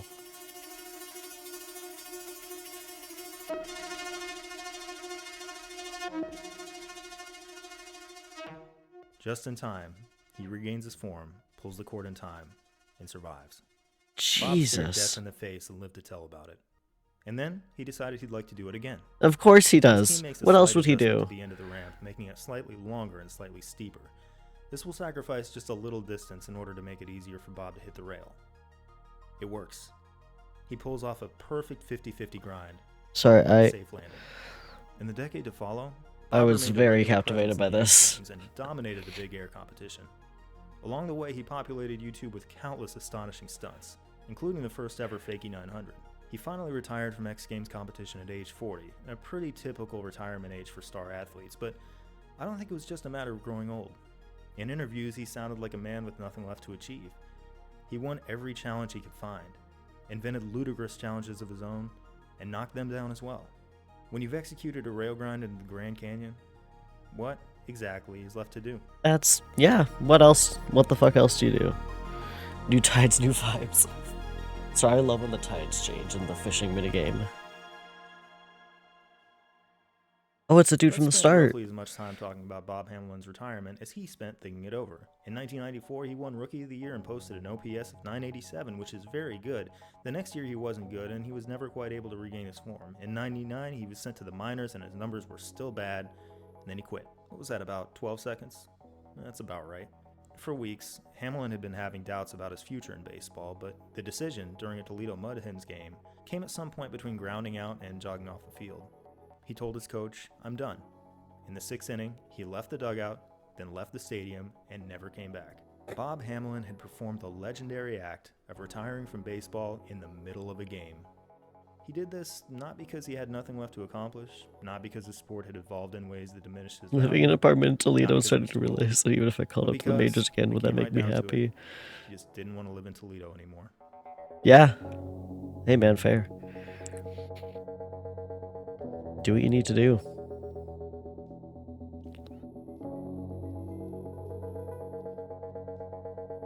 Football, I think. On paper, it would seem vastly unlikely that Bob Sanders finds himself here at all. For one, he was Hey born man, to sometimes mom you go into a Sanders. job and you're like, this His ain't it. mother, as mothers so often do, gave him a series of nicknames, including Boy Boy, Baby Boy, and Baba Boy. By the time the I'm concrete a was boy. set, he went by the affectionate nickname Bob, which was eventually treated as his given name. That's For funny. another, he was shorter than an NFL safety is supposed to be. At 5'8", he's tied with 4 others as the shortest NFL safety of the post-merger era. Here, these 1,131 5'8". NFL safeties are plotted by what's called approximate value, a metric developed by ProFootballReference.com to try to condense a player's overall I don't think I could get into contribution football. a single number. Guys, Bob's approximate value is guys, I don't think it's 34. happening for me. Nearly 300 safeties have finished with an approximate value of at least that, so this doesn't seem all that special until we make another consideration. Unlike every other player in this group, Bob accomplished that in just 50 career games, all while being the shortest guy in this chart. His size disadvantage did not matter. Yeah, nothing else. I can do everything else in football, for sure. Jaguars fullback Greg Jones and a touchdown. Trust me. Jones has 40 pounds on Zircon, you have a tree on and your is head. running with a head of Oops. steam. And when they collide, it's like Jones is running into a lamppost. His considerable forward momentum completely evaporates. Hits like this one made Sanders invaluable. You do have to the football Colts in potential, their odds. Navy. Between Just for the 2005 record, and I am not 2008, as tall as him. when Sanders didn't start, the Colts were good. When he did start, they were almost Oh yeah, you're right. Indianapolis's fortunes on defense depended significantly on whether or not Sanders was on the field. These are the points allowed per game. Pretty by sure I'm every taller NFL than defense Fitz's in the dad, span. if you were Without curious. Sanders, the Colts defense sat around the middle of the pack, allowing about 20.5 points per game. But with him, they were transformed into the best defense in the NFL. Only a truly great player can do that. It's rare to be able to measure a player's value in this way. We have a strong sample of Colts games both Oh, with my and fishing without level's Sanders. 10. I wish we didn't. Oh yeah, of course he did. My dad is way taller than I am. Purely in terms of ability, Bob I Sanders unlocked the belongs in same floral conversation as forest. Guys like Troy Polamalu, Ed Reed, and Brian Dawkins, the best safeties We'll look at that ever played later. the game. Players like these cemented their case for the Hall of Fame by playing at least 10 solid seasons. That's good, Zircon. After being drafted by the Colts in 2004, Sanders developed a stress fracture that kept him from making his debut until Week 6. He started 5 could go games fish until there a sprained together. MCL sidelined him for the year. He At least enjoyed a after this mostly video healthy is over. 2005, missing the final 2 games of the regular season with a back injury, and then knee issues nearly wiped out his 2006 entirely. He returned in the postseason to help lead the Colts to a Super Bowl they might not have won without him. And then in 2007, he established himself as one of the best players in the NFL.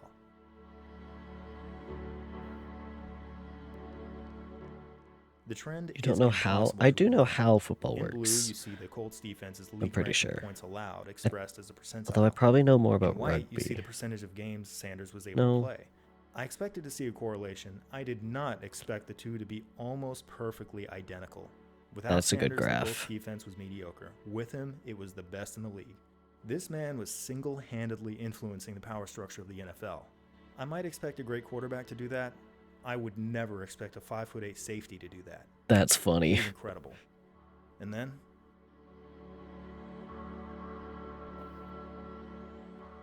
knee issues wiped out most of his 2008 and kept him out of the first 5 games of 2009. He played just 2 games before injuring his elbow and tearing his bicep. In the 2010 season opener, which turned out to be his final game with the Colts, Yeah, that's what I he tore think his other bicep. about rugby. Sanders resurfaced with the Chargers, only to see yet another season end 2 games in, thanks to yet another knee injury. He never played again. He never played again. On account of how many games he missed, Sanders doesn't make it into the same conversations as Troy Polamalu, Ed Reed, or Brian Dawkins. During his 8 active seasons, he was sidelined well over half the time.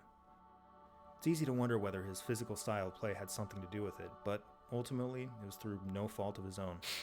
Bob Sanders played as long as he possibly could, and when he left, there were no more Bobs playing in the NFL. It's a bad era the for NBA, Bobs. the NHL, or Major League Baseball. He was the very last one in major American sports, and there are no more coming. What do you mean there are no more coming? There could be.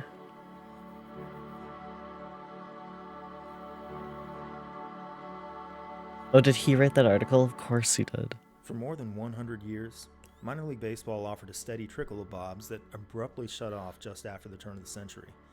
NCAA football and basketball, which used to give us Bobs in the dozens, have completely moved on. The last college basketball player, Bob Bevilacqua of Canisius, and the last minor league baseball player, Frontier League pitcher Bob Wheatley, both ended their careers in 2010 without going to the pros. In college football, a guard named Bob Bradley played one game for Tulane before making his exit. Not a single Bob has walked through the door in years. That's funny. There is no help on the way. The big four American sports have likely seen their final Bobs. Elsewhere in sports, prospects are equally grim. Often, we're left to resort to technicalities to find any Bobs at all. According to RacingReference.info, the most recent auto racer was Toyota executive Bob Carter, who entered a celebrity exhibition race in 2016. Pulling up to the starting line were notables such as Alfonso Ribeiro, who took first, as well as Adam Carolla and Frankie Muniz. Crashing 2 laps in and failing to finish was Bob Carter. Crashing First, 2 last, laps and only in. race. He never entered the arena of sports again.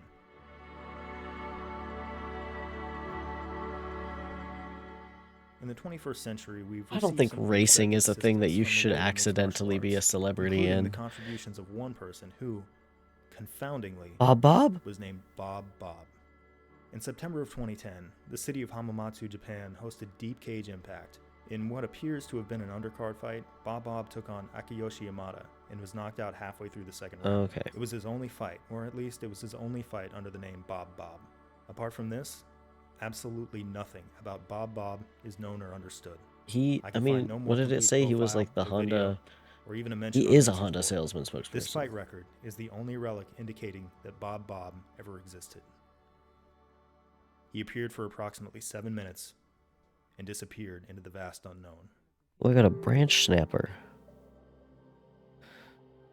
A lot of Bobs appear to have retired in the last year, whether officially or unofficially. It's always possible that they might not be done, particularly pro wrestler Bob Orton Jr. and MMA fighter Bob Sapp. Both have been thought to be retired before, only to return to the ring. And, in fact, I have breaking news to announce. During the production of this series, 68-year-old golfer Bob Gilder returned to play yet another season on the PGA Champions Tour. So, we have a change to announce. There are not 9 active Bobs, but 10. These are the 10. Whoa. They might well be the final 10 Bobs in the history of sports. This is a little outdated, but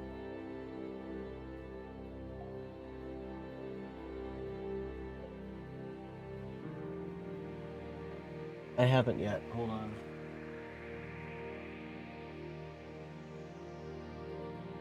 Whoops, what is happening on my...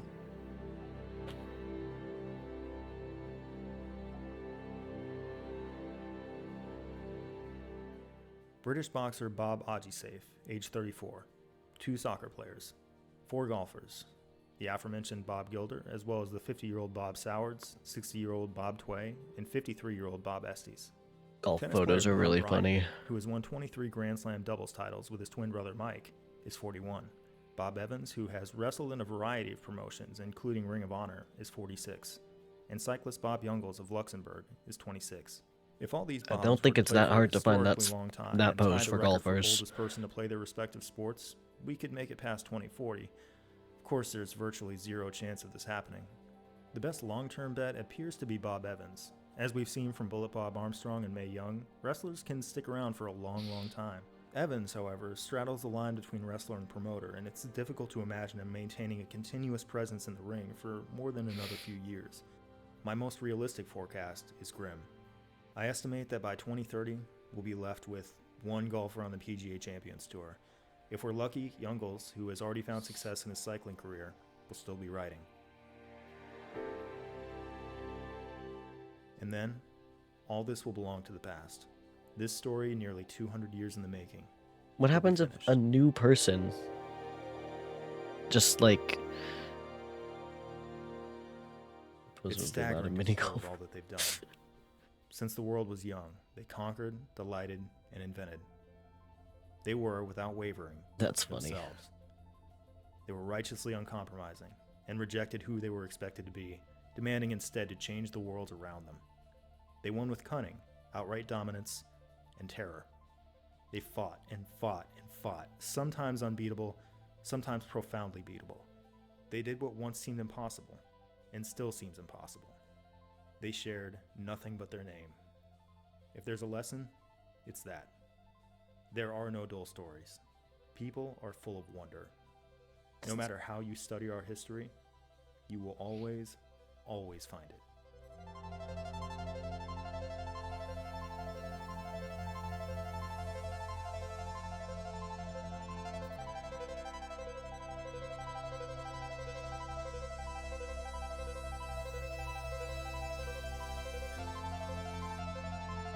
pretty good. Thank you, John.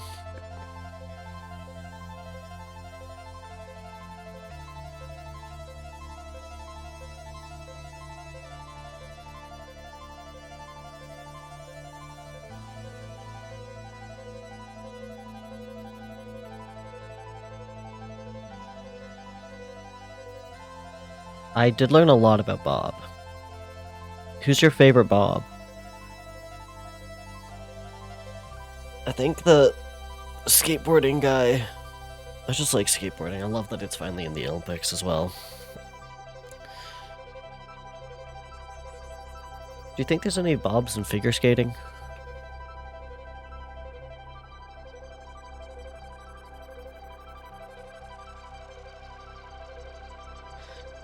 Figure skating Bob. Robert Paul.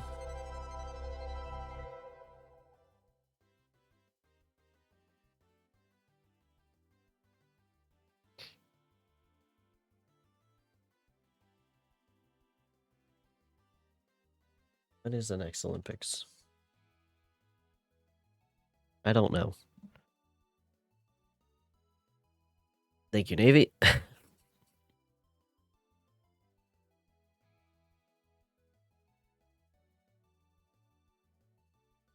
Anyway, so that was the Bob emergency.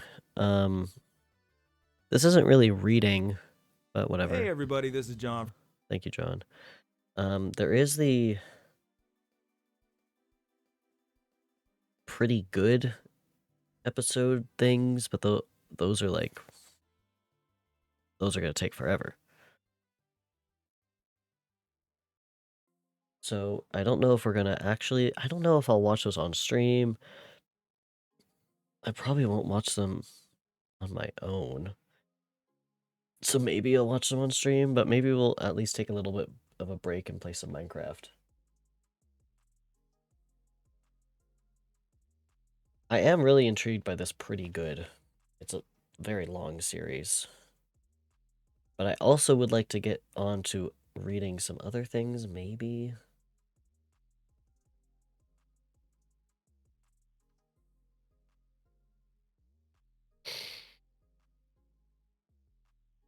A thing I could do, and okay, I've kind of thought about this in general because a lot of people do reading, like reading streams will mainly do like a little bit of reading before and then move on to like other stuff for the stream.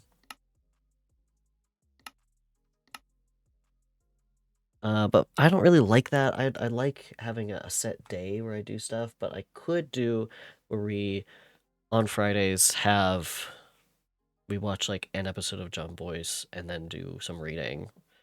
Like that could be something, but also right now I'm really been in a Minecraft mood. So I do kind of just want to play some Minecraft. It's also really warm in my room right now. Anyway, you all can hear Minecraft, right? I believe so. Anyway, Zircon and I have kind of been playing this fishing for a little bit. I'm level 10, they're level 13. And I still haven't gone to the grotto. It says 13 above your head.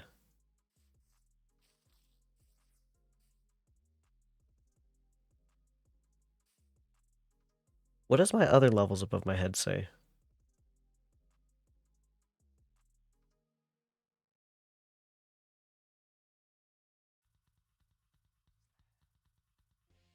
"919."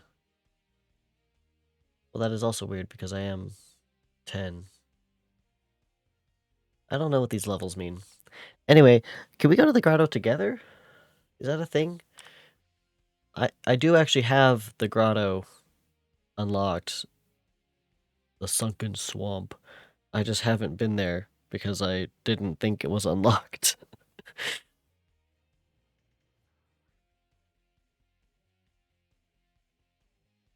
Okay.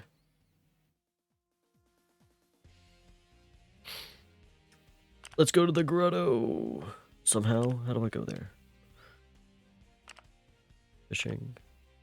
Sunken swamp. Let's go. Let's explore. We are at the grotto.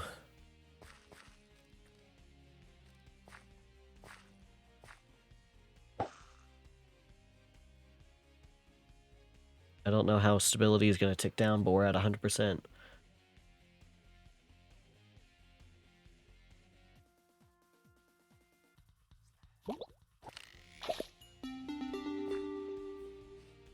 Green gill.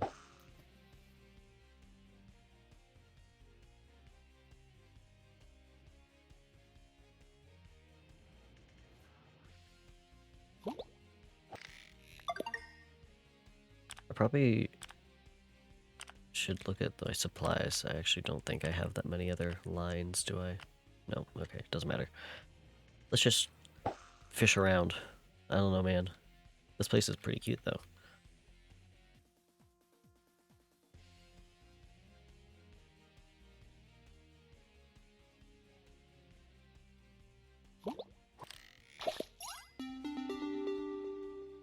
Boggy bass?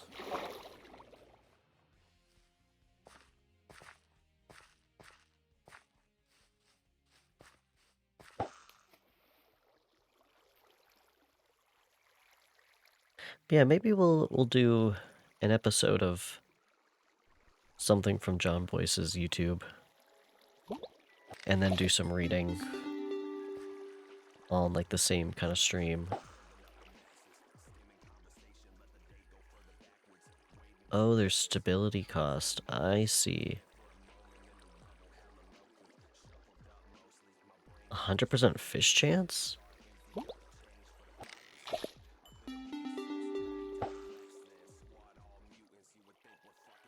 Because I do think the next on my list to read is Frankenstein.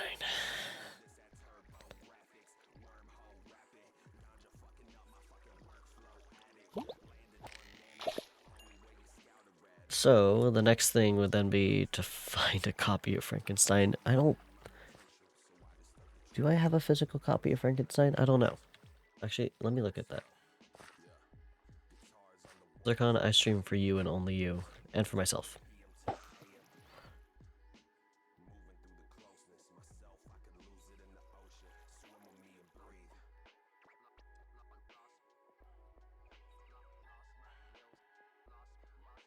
I might have a copy. Oh. Nice.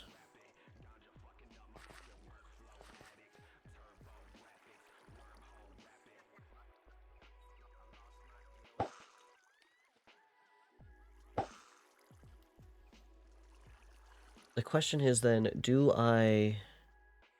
if I have it on a physical copy, do I like set up my camera and we can read a book that way, or is it better to just have it on like the little screen, like digitally? I really don't know. Because when I read a book, I do like to sometimes annotate. But I guess if I'm reading out loud, I'll be kind of speaking out loud anyway and kind of annotating that way. Like, usually I just put in, like, little thoughts. I'm not, like, fully annotating. I'll just highlight moments that I like, is what I usually do.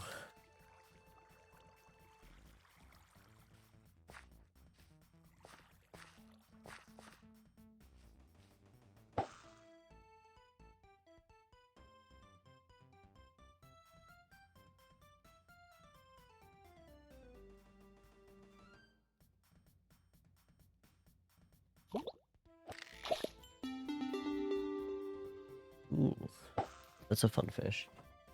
Where is it?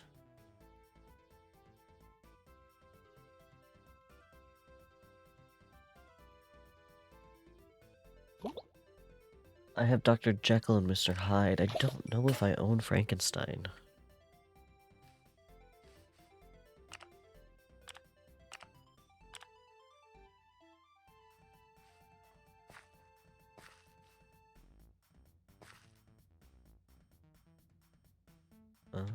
Let's do this one.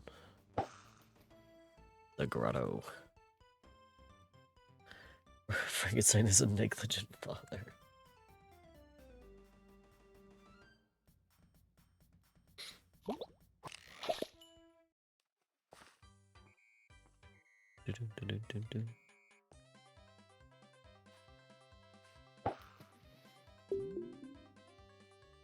Oh, Zircon leaves the party. Highlights entire book.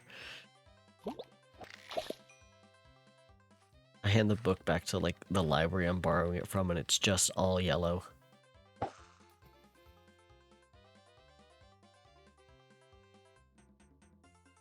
That does remind me of one of the books I'm reading on my own time right now. For some reason, a major plot point is the main character like just takes a Sharpie to his parents' books all the time, just blacks them out.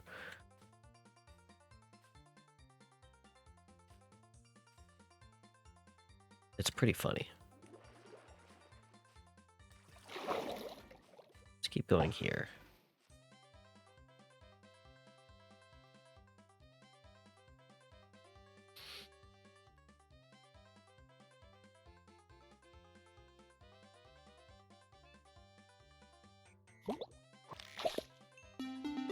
Gloopy Gar. That's a fish.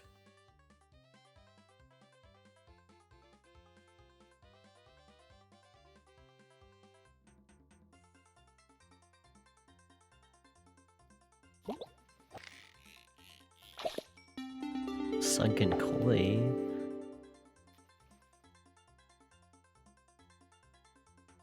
Is Ice Spice in my Minecraft server? Yeah, Ice Spice 12. Yep. I guess so.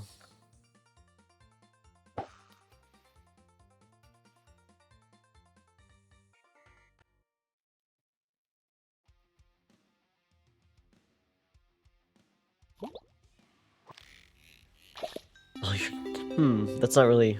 yeah, that's not how that should look.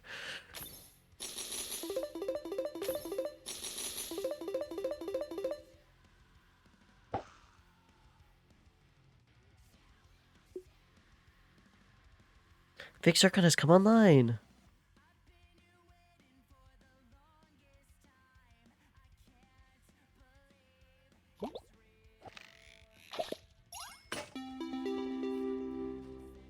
Overgrown Groper?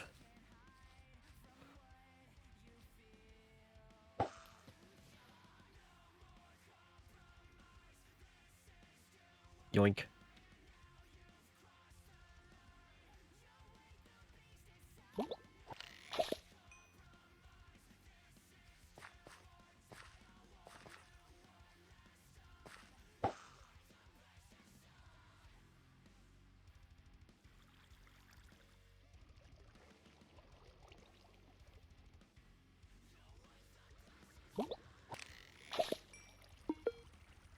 Sunken knife jar. That's sick. Have we explored almost all this?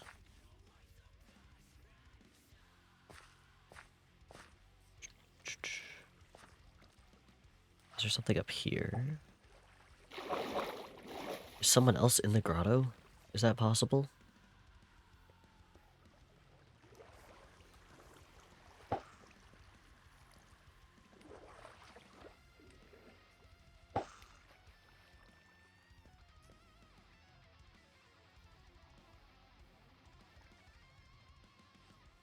I genuinely don't know if the grotto is a one-player only thing or not. Or if multiple people can go to the grotto at the same time.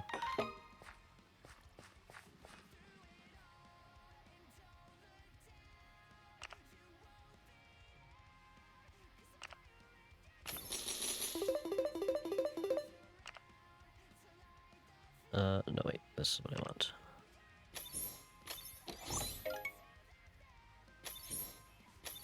Epic bait, graceful rod augment. Ooh, Doritos. 2 a.m. Doritos.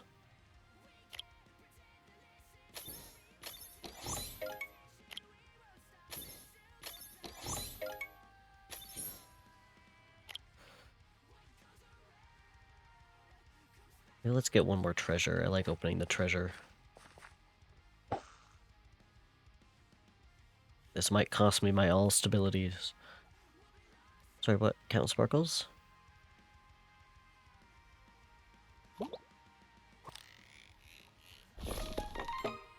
Grotto collapsing.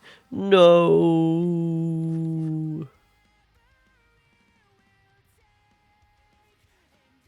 Where am I?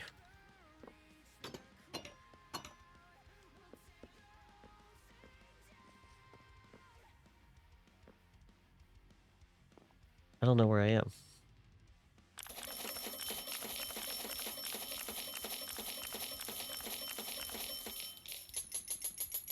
Nice. That's a lot of tokens.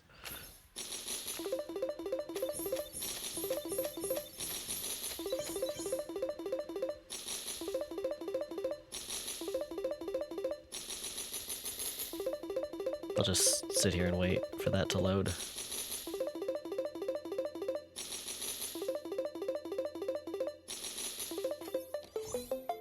Crown level up too.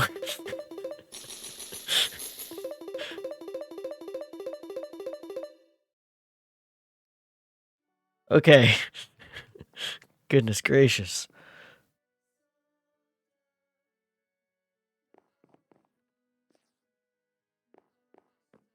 Where are we? Oh, I'm on the floral forest. Okay. Zircon, get to the floral forest. I'm already here.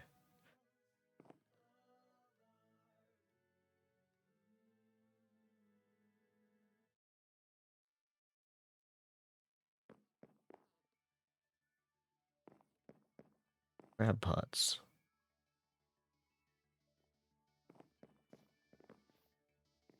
That's not Zircon.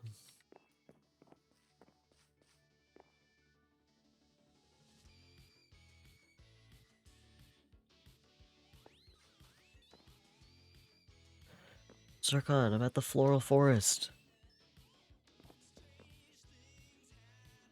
I'm debating if I should buy something or if I should upgrade.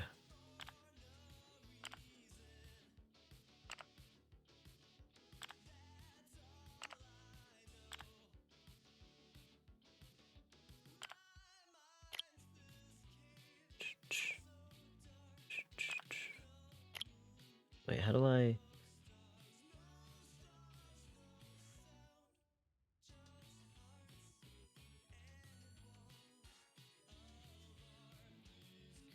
Increases the chances of rarity of epic or higher. Oh. If I discard it, will it just go away?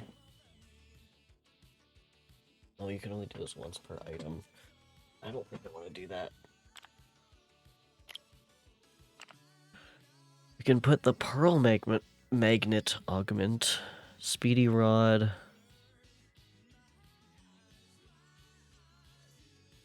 or graceful rod.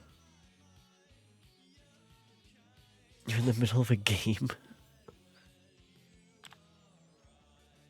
I'm upgrading my fishing perks. Oh no, I don't have enough rough pearls. Oh wait, I can upgrade.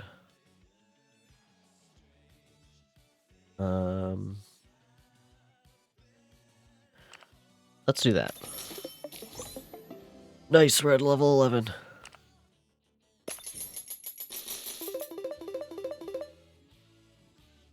Sure, Zarkon, I'll join you.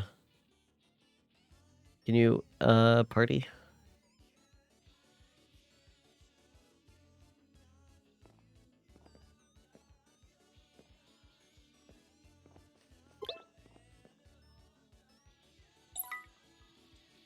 Etho? There he is.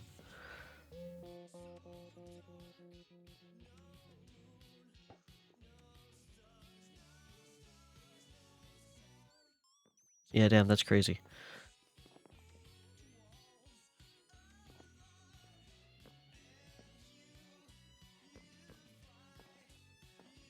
Is there anything else I can upgrade on my fishing perks? I don't think so, because I need pearls.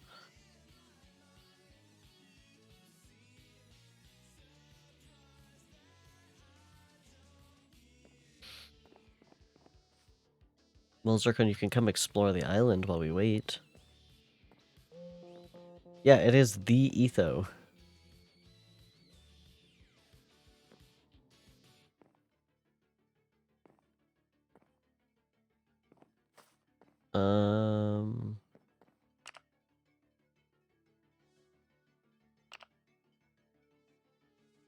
currently in 10.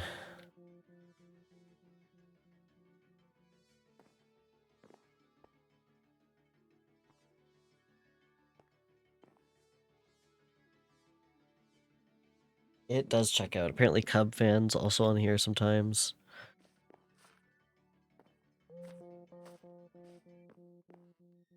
How many angler trophies am I at? Does it say? Does it tell me? Oh, hi. Let's explore. Oh, Zircon. It's got birch trees, your favorite.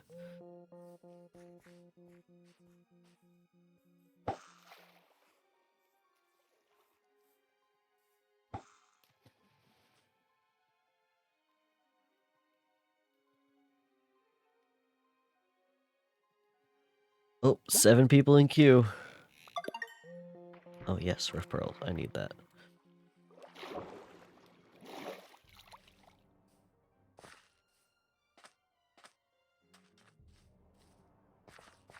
I don't exactly know what Greedy Hook does. Oh no, it's the spirit thing. We are going to be waiting a while. That's why we should fish while we wait.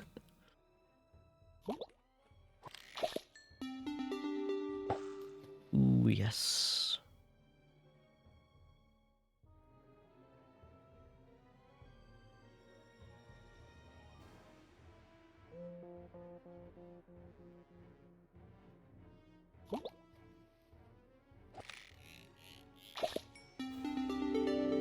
Lime Soul.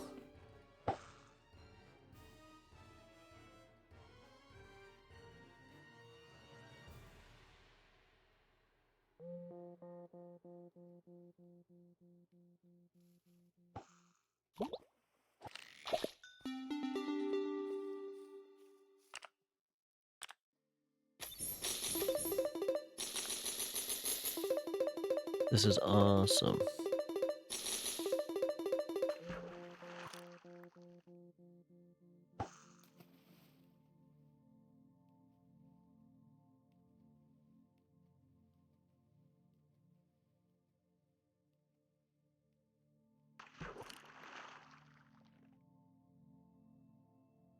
Okay, I'm just gonna keep running around, honestly.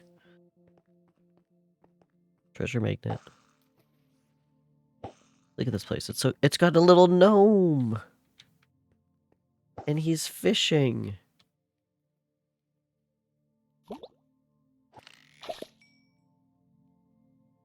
Hold on, actually.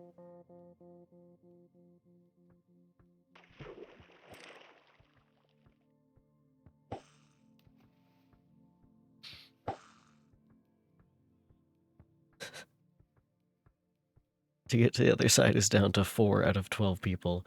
No one wants to be playing this game.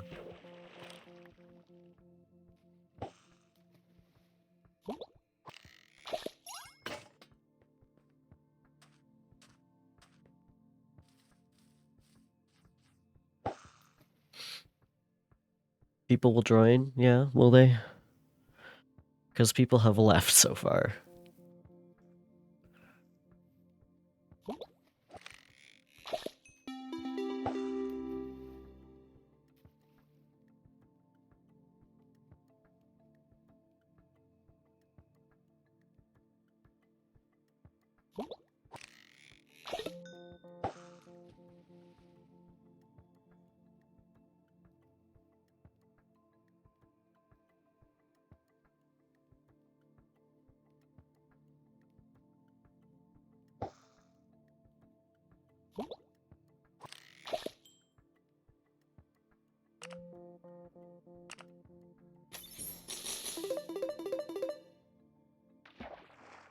Zarkon, how many fishes do you still have to catch in the Verdant Woods? Because I've still got 6 that are locked.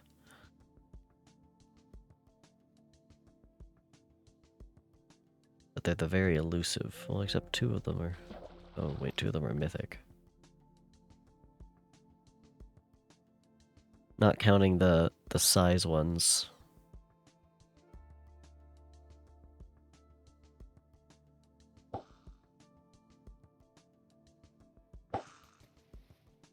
Nice.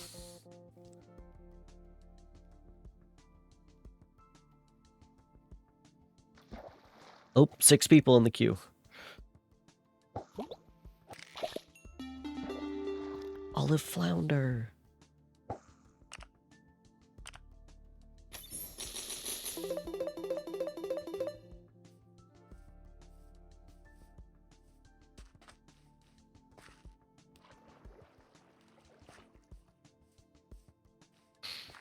You sadly can't get coins from fishing, though, that you can use to actually buy things.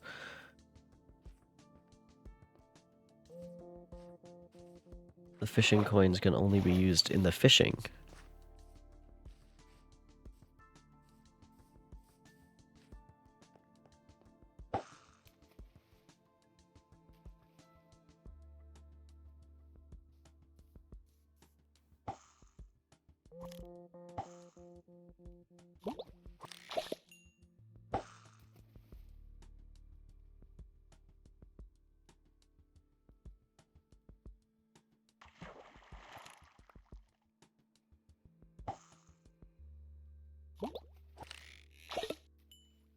Lost shoe.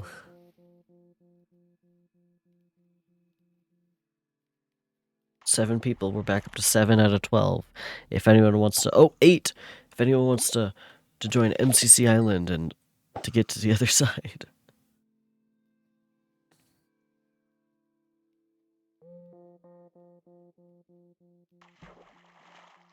I mean, I could continue fishing while I read. I might just do that.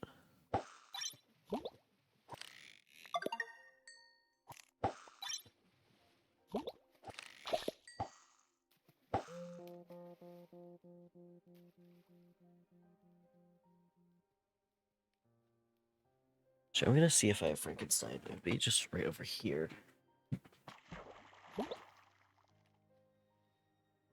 Oh, I do.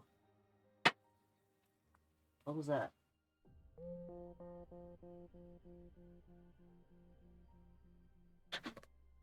Okay, I do have a physical copy of Frankenstein. So...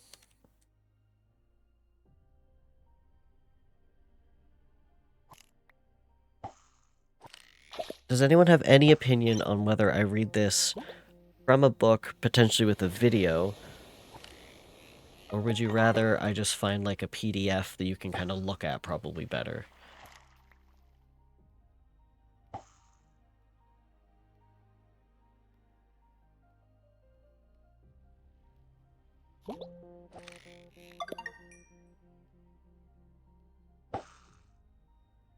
Okay, and what about my camera? It would be a very scuffed camera setup. Yes.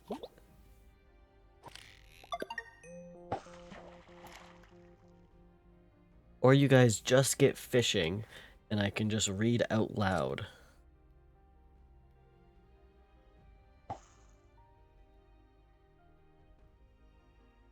Those are your options. Look, they're fishing. We are also fishing.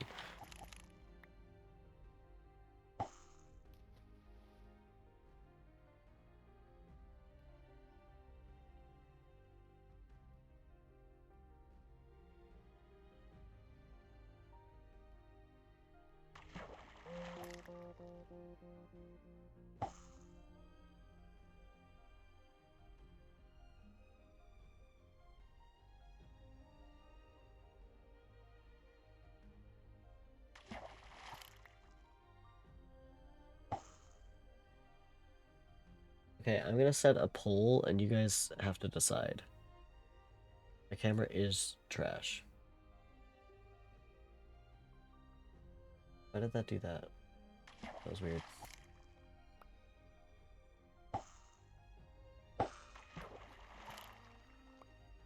Who's everyone saying hi to? Oh, Barbar.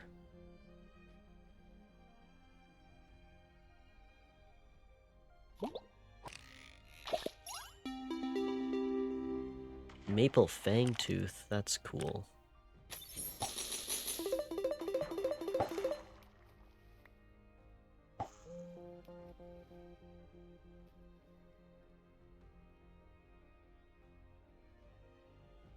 You can pay to vote more if you so choose.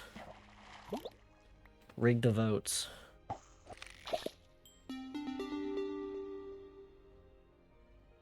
Koi? How do you know Koi?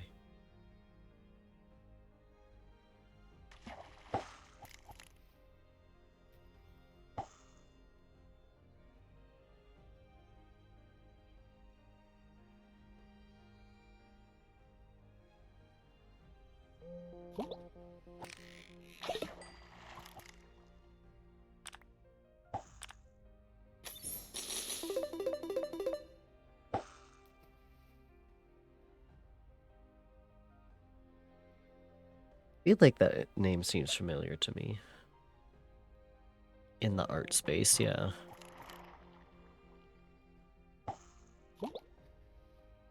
I did put a very long poll.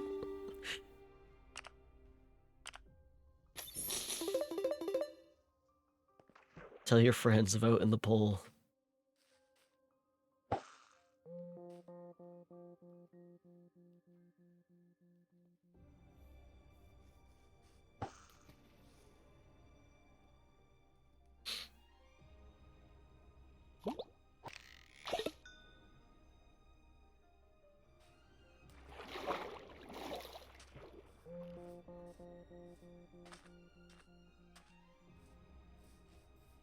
Ooh, that's deep.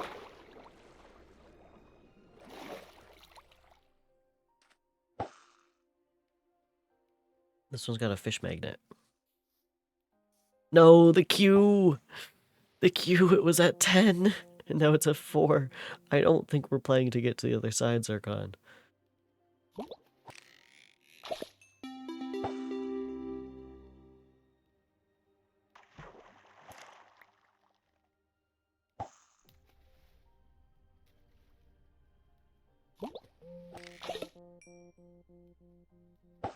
Fish case with Captain Is Captain Sparkles here? What is happening?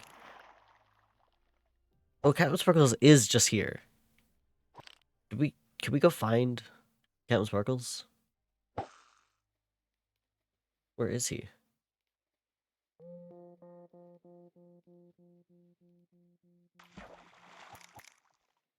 Damn.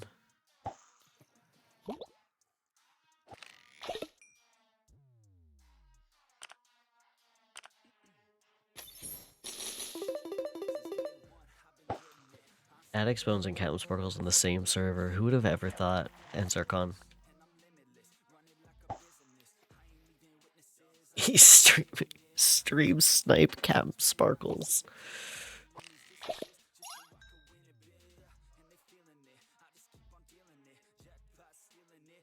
Okay, hold on. Hey Zircon, you want to check what he's on?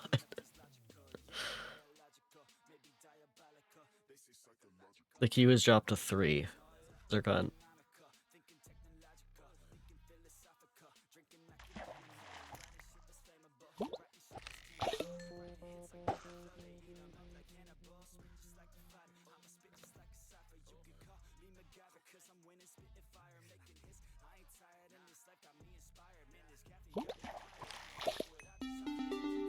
Dahlia fish. I am just like Captain Sparkles, guys. I am also streaming fishing in Minecraft. And other similarities, I'm sure. Actually, how tall is Captain Sparkles?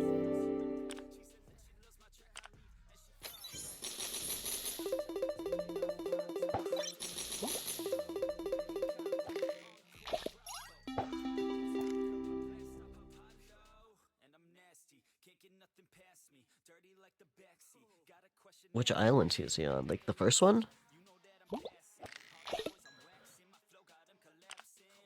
Like the Verdant Woods?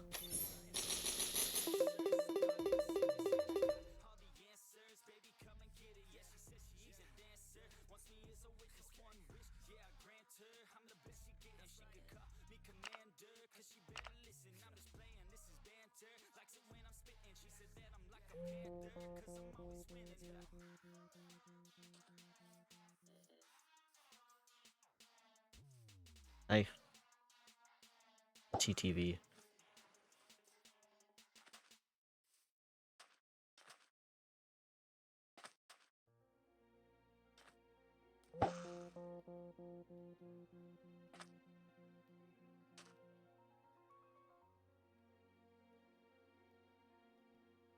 Zircon, there's 5 people. No one is playing this game. We tried to do this last night and still never managed to actually play to get to the other side.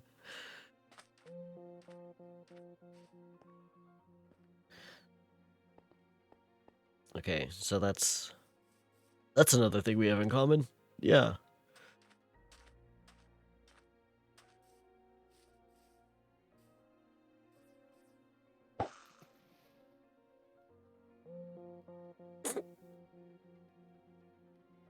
He's 7'11"?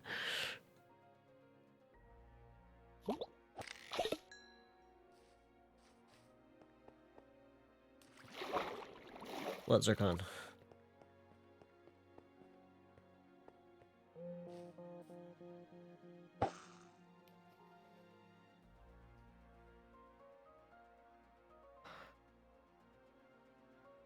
Where are you? Teleport me to you. Zircon. Teleport me. Come on, I gotta get this pick.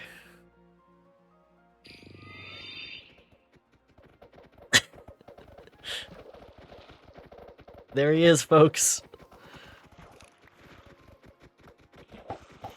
Fishing with the boys. Captain Sparkles. Why do I still have a Santa hat on?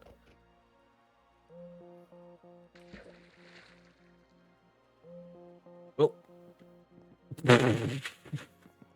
Got the photo just in time.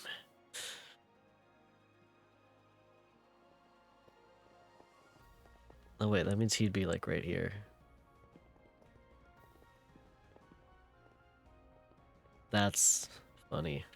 That is funny. Too many people in the instance. Yeah. Hold on, I gotta put my screenshot in here. I didn't get too close to him though. But I got Zircon and Sparkles in the same photo.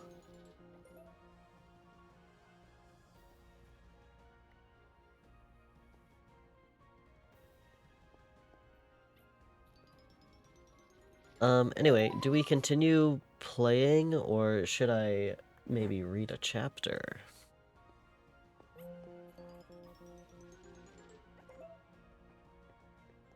What is Winter Advent Calendar?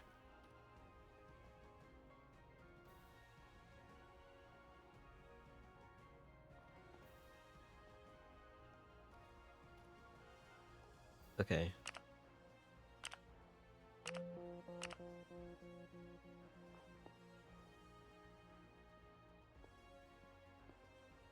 Guys, I stood vaguely next to Captain Sparkles in Minecraft. Feeling pretty good. Oh, actually, I need to...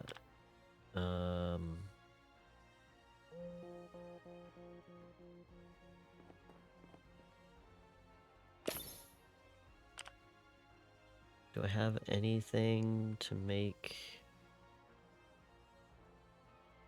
I don't think so.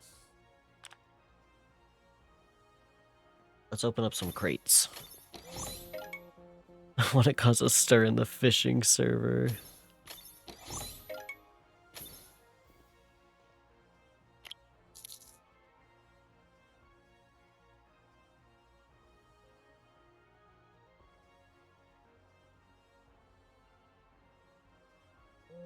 Okay, From Book with Camera has one.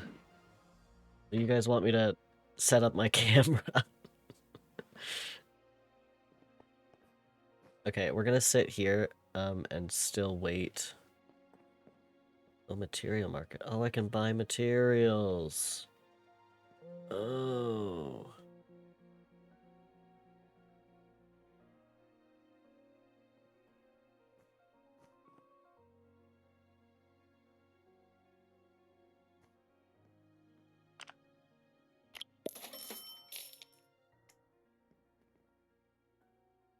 Yeah, let's buy 3 of them.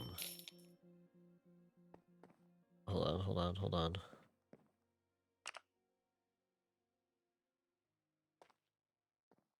I can build a scavenger relic. It will take 2 hours real time.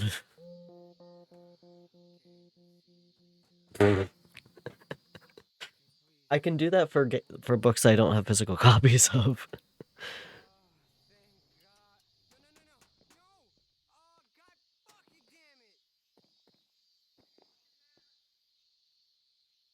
Okay, now hold on while I set up my camera because I did have to unplug it for the Kirby stream. I also don't want to accidentally like face reveal or something. That's the main issue.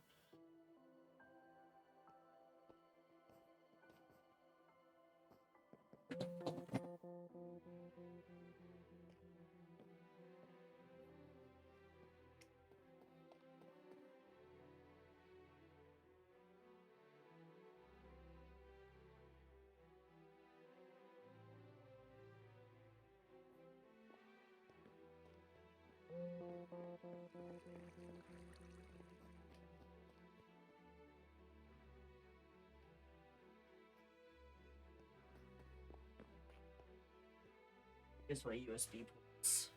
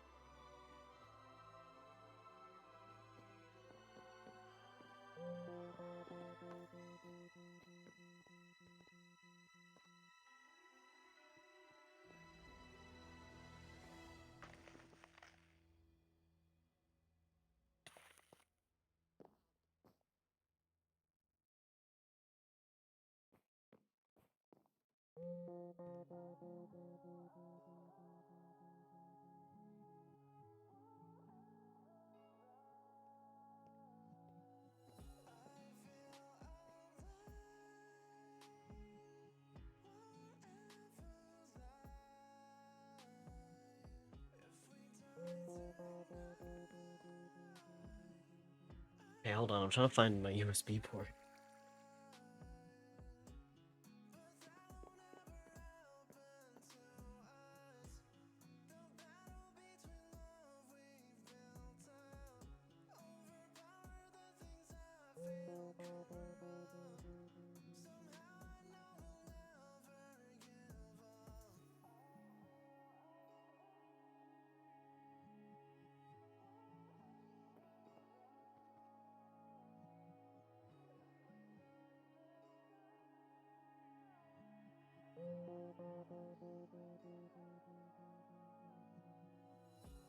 Okay, hold on.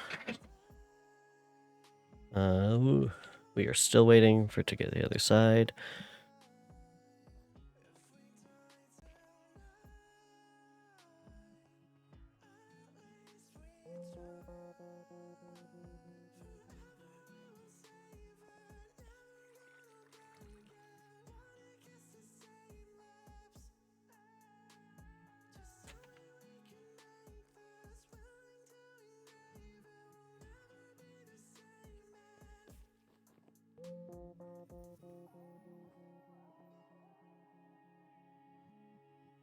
Did that work? No. Come on. USB camera.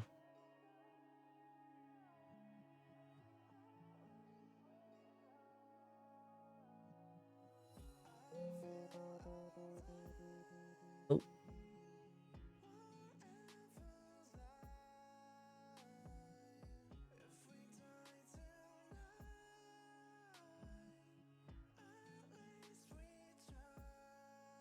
Okay, I don't really have a good setup for this, actually. Actually, I need to show you guys something with, well, when I have my camera set up. So, but it's upstairs. Let me go grab it.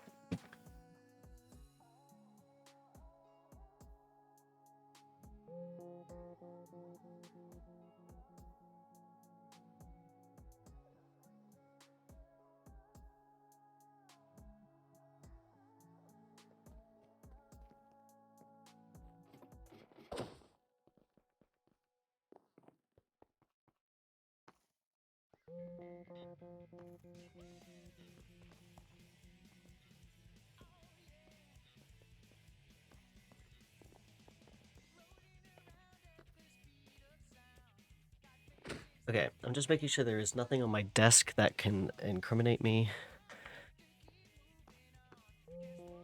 I got piles of weed. Move those over. This is a joke. Yeah, bedtime story.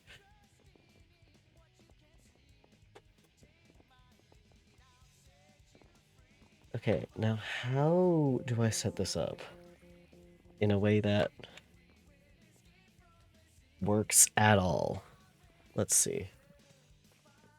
Does this work?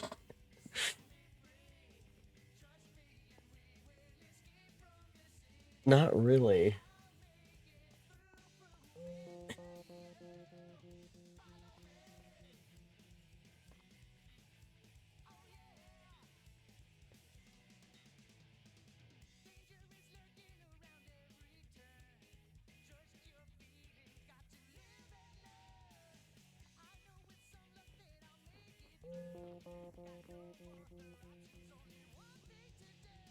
Oh yeah, this is great.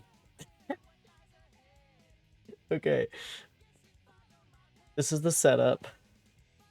You guys have seen this camera before. I've used this before.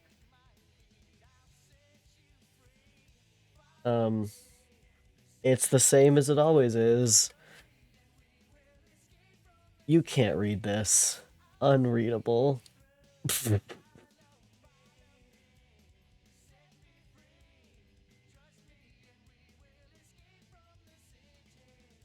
It sure is something.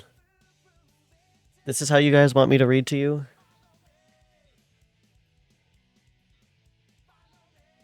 There's just no point. Hold on, I need a bookmark.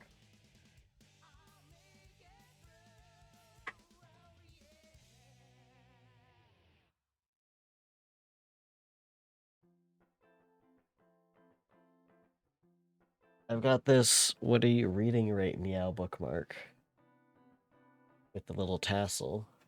Perfect. Anyway, still no to get to the other side, I presume. Still not, still loading. Okay. Anyway, let me show you guys what I spent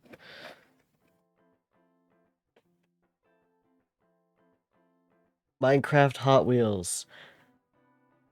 I spent my New Year's Eve doing this, gathering these guys. We got Iron Golem. Oh, my light is so harsh. Iron Golem. Skeleton. And Spider. I love this one. He, like, unfolds. You can put other cars in them. Isn't that sick?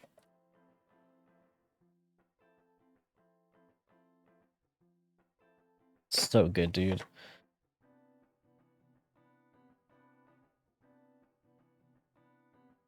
What do you mean? Of course it's Hot Wheels. So mean to me.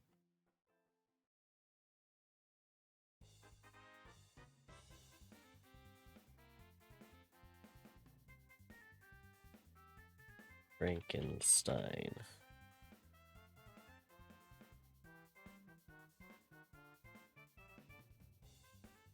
Toy Story Hot Wheels. Oh, I don't have a Hot Wheels stream scheduled. At least not yet. I feel like this is a really funny way to read to you guys, but it's the most inconvenient.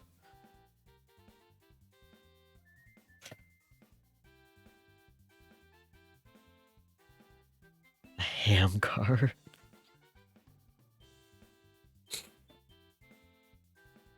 Okay, I feel like I need some better music.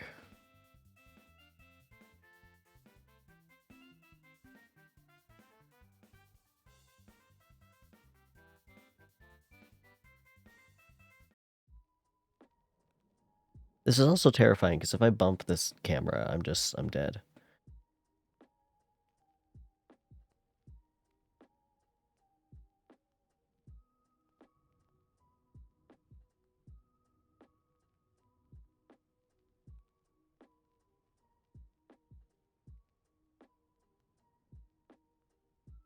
You're the only ones who can see the words. Yeah, actually I am. Just like a ghost.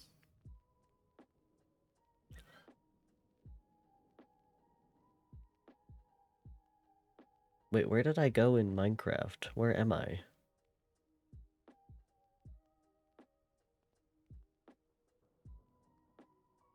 What the hell? Where am I? Look at this.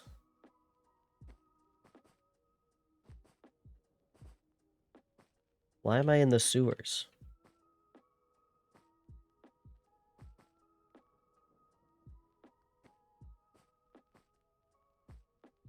No. Is this AFK land? This is purgatory. Is that a vampire thing? I thought vampires just couldn't be captured.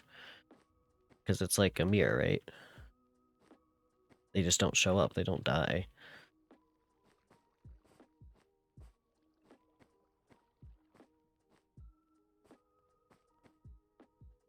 Ugh, that's a hard one. Oh wait, did it take me out of the queue?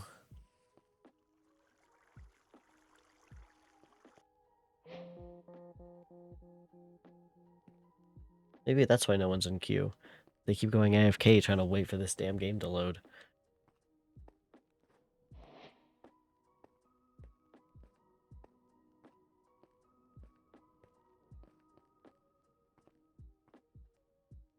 Okay, well, anyway. Let's at least read a chapter of Frankenstein. Or maybe just like the starting like letters. This is also I've made it a thing that I wear gloves now, and so it continues to be a thing, which just makes it harder to do things.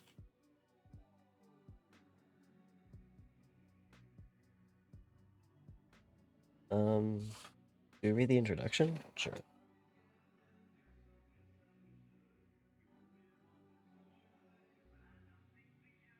Okay. Frankenstein, or the modern Prometheus, was begun in the summer of 1816 in response to a challenge. The poet Lord Byron sought to discover who amongst his friends could write the best horror story.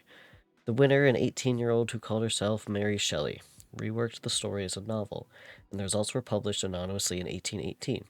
It was the author's second book, following a travelogue titled History of a Six Weeks Tour, 1817. Shelley wrote 7 more novels, 6 of which were published during her lifetime. Her work is typified by great drama, improbable events, and gothic elements, a reflection, perhaps, of her own life.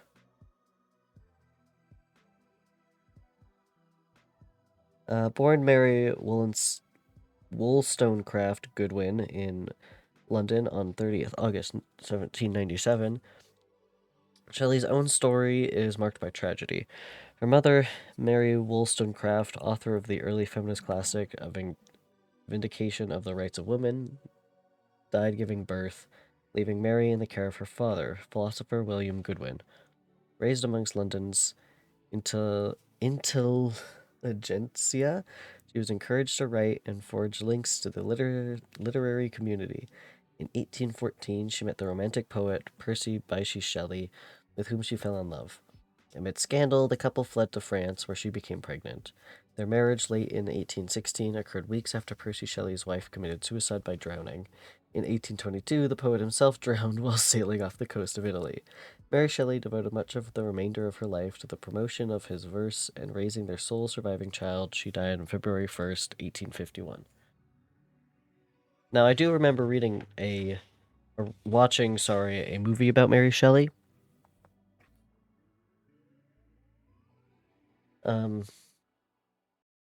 So I know probably more about her than I do the book Frankenstein. Letter 1 to Miss Seville, England. You will rejoice to hear that no disaster has accompanied the commencements of an enterprise which you have regarded with such evil forebodings. I arrived here yesterday, and my first task is to assure my dear sister of my welfare and increasing confidence in the success of my undertaking. She did have a crazy life. I am already far north of London, and as I walk in the streets of Petersburg, I feel a cold northern breeze play upon my cheeks, which braces my nerves and fills me with delight. Do you understand this feeling? This breeze, which has traveled from the regions towards which I am advancing, gives me a foretaste of those icy climes. Inspirited by this wind of promise, my daydreams become more fervent and vivid. I try in vain to be persuaded that the pole is the seat of frost and desolation. It ever presents itself to my imagination as the region of beauty and delight. There, Margaret, the sun is for ever visible, its broad disk just skirting the horizon and diffusing a perpetual splendor. There, for with your leave, my sister, I will put some trust in preceding navigators. There snow and frost are banished, and sailing over a calm sea, we may be wafted to a land surpassing in wonders and in beauty every region hitherto discovered on the habitable globe. Its productions and features may be without example, as the phenomena of the heavenly bodies undoubtedly are in those undiscovered solitudes, but may not be expected in a country of eternal light. I may there discover the wondrous power which attracts the needle, and may regulate 1,000 celestial observations that require only this voyage to render their seemingly eccentricities consistent forever.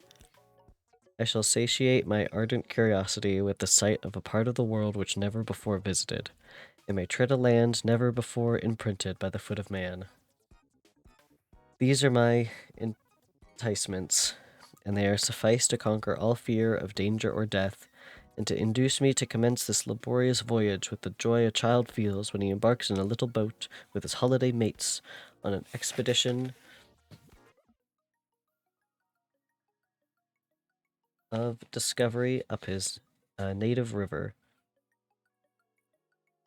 By supposing all these conjectures to be false, you cannot contest the inestimable benefit which I shall confer on all mankind to the last generation by discovering a passage near the pole to these countries to reach where at present so many months are requisite, or by ascertaining the secret of the magnet, which, if at all possible, can only be effected by an undertaking such as mine. These reflections have dispelled the agitation with which I began my letter,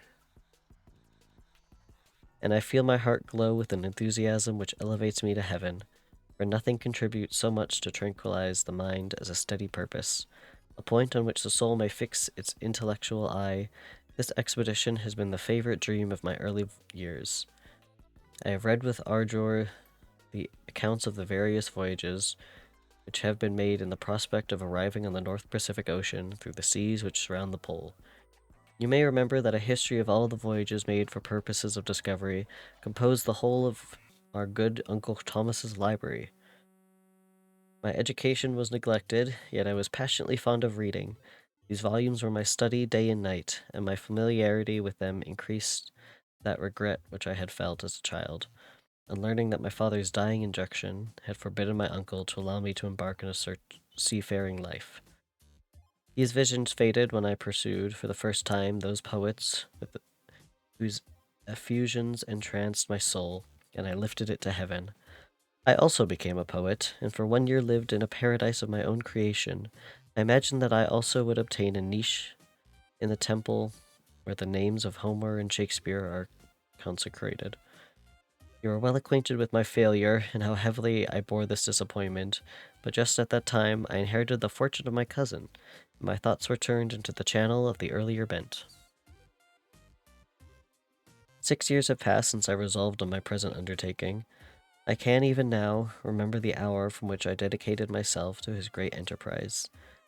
I commenced by injuring my body to hardship. I accompanied the whale fishers on several expeditions to the North Sea. I voluntarily endured cold, famine, thirst, and want of sleep. I often worked harder than the common sailors during the day, and devoted my nights to the study of mathematics, the theory of medicine, and those branches of physical science from which a naval adventurer might derive the greatest practical advantage. Twice I actually hired myself as an undermate in the Greenland whaler. and acquainted myself to admiration. I must own I felt a little proud when my captain offered me the second dignity in the vessel and entreated me to remain with the greatest earnestness. So valuable did he consider my services. And now, dear Margaret, do I not deserve to accomplish some great purpose? My life might have been passed in ease and luxury, but I preferred glory to every enrichment that wealth placed in my path. Oh, that some encouraging voice would answer in the affirmative. My courage and my resolution is firm, but my hopes fluctuate. My spirits are often depressed. I am about to proceed on a long and difficult voyage, the emergencies of which will demand all my fortitude. I am required not only to raise the spirits of others, but sometimes to sustain my own, when theirs are failing. This is the most favorable period for traveling in Russia. They fly quickly over the snow in their sledges. The motion is pleasant, and in my opinion, far more agreeable than that of an English stagecoach. The cold is not excessive if you are wrapped in furs, a dress which I have already adopted, for there is a great difference between walking the deck and remaining seated motionless for hours, where no exercise prevents the blood from actually freezing in your veins. I have no ambition to lose my life on the post rod between St. Petersburg and Archangel.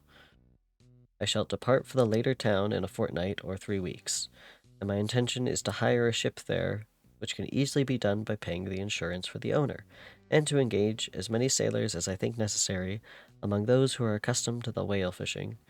I do not intend to sail until the month of June. And when shall I return? Ah, dear sister, how can I answer this question? If I succeed, many, many months, perhaps years, will pass before you and I may meet.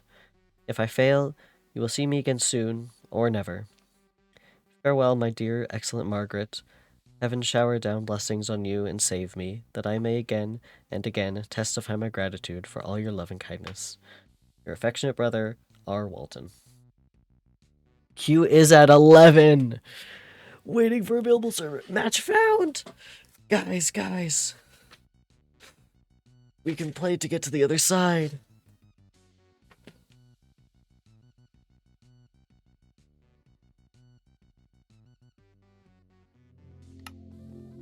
We did it!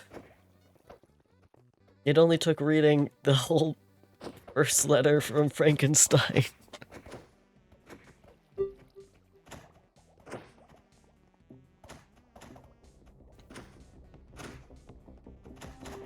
We waited so long for this and it's gonna be over so soon.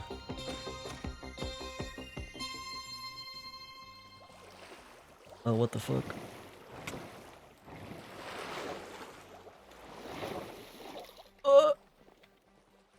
I haven't done this before.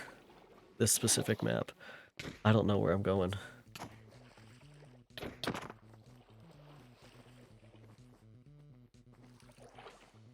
Oh, yeah, I missed that.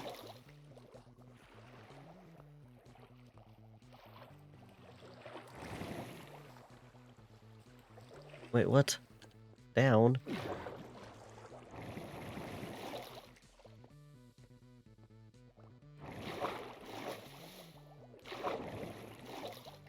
No!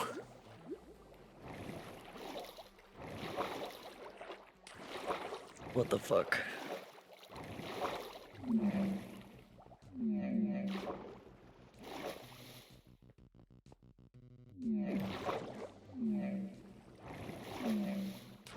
No.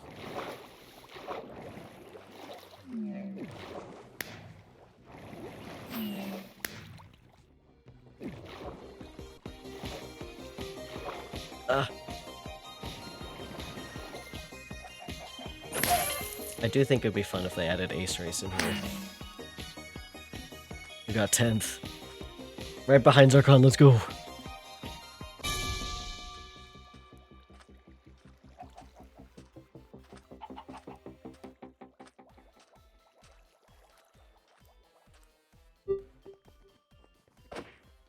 Okay, what's the strat here? Surely we go this way.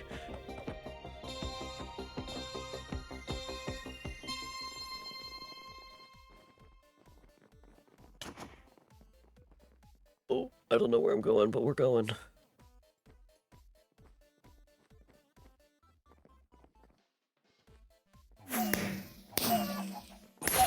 Nice.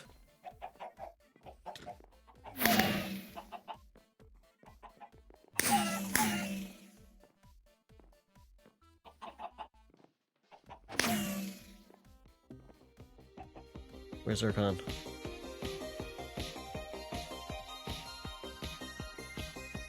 Come on, Zircon.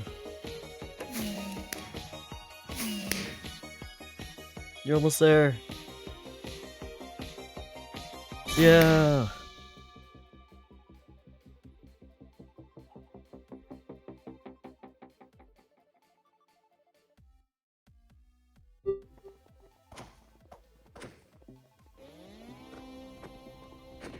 Oh, uh-oh. Slapstick. Chaos begins.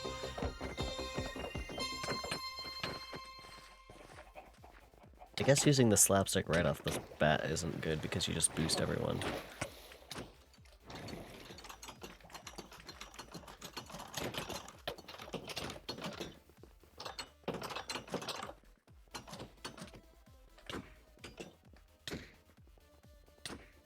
Oh, where are we going?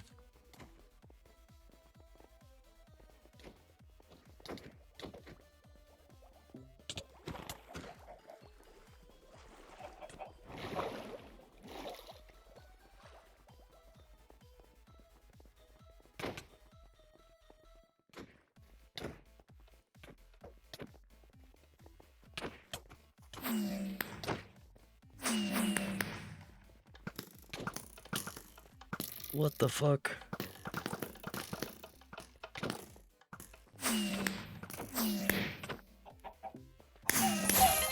Seventh, okay.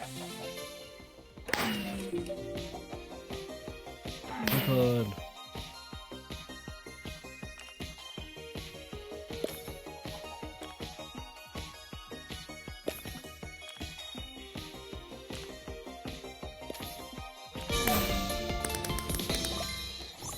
I'm getting a lot of chests and shit. Nice.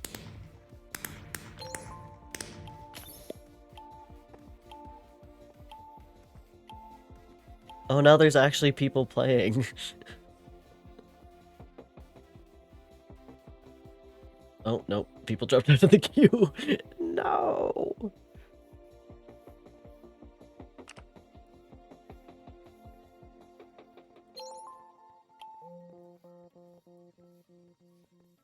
Oh, wait. I didn't even see these questions expire. 3 days, 6 hours. Okay, so these are the daily ones. These are probably weekly.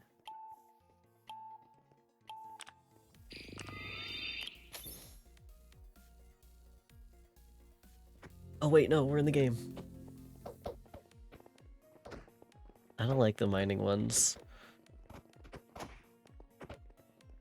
What's this about?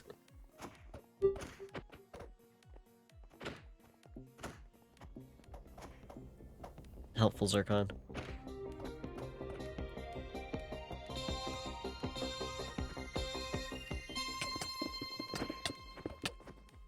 What the fuck?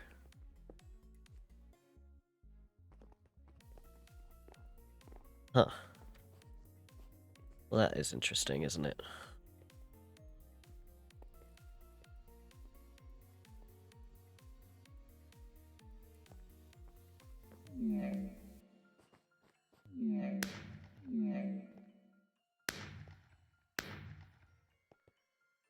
Okay.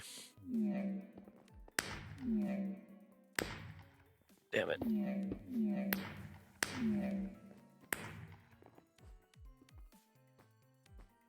Oh no, we're going down again.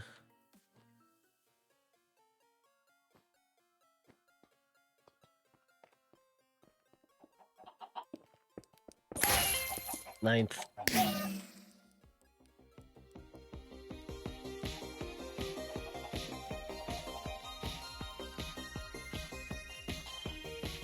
Come on, Zircon.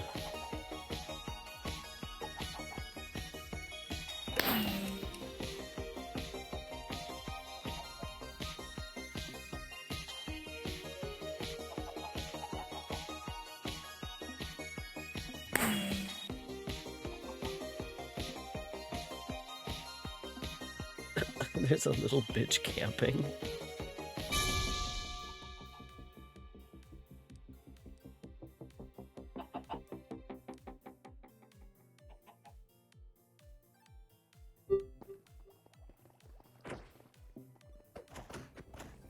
Oh, it's this one again. Okay, we know what we're doing. I like this map. Bed Wars Mayhem.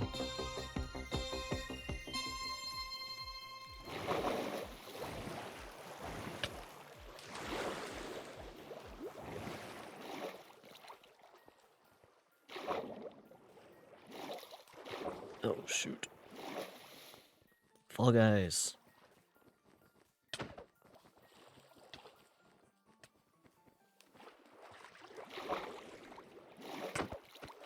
Hey, Zircon.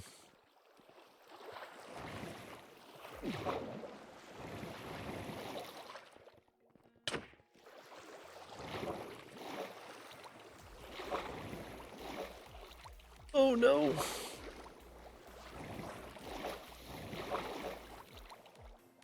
What the fuck? Why is it always this area I get stuck on? What the hell? How am I not making that?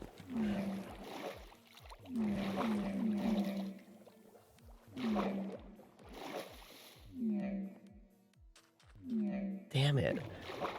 I was doing so well. That sucked.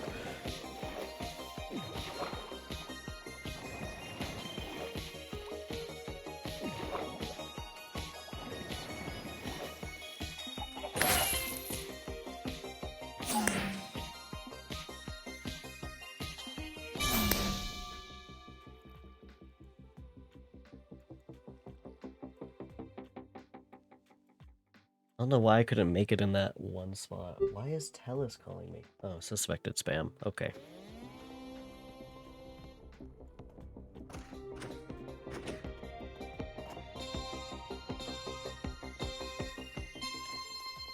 Oh, Jesus! I wasn't ready for that. Well, that was just rude. Okay.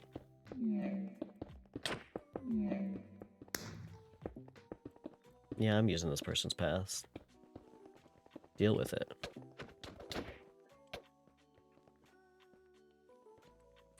What? Oh, Jesus. Oh, I hate this speed.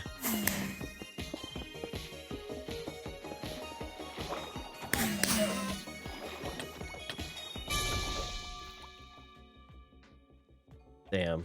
That was rough.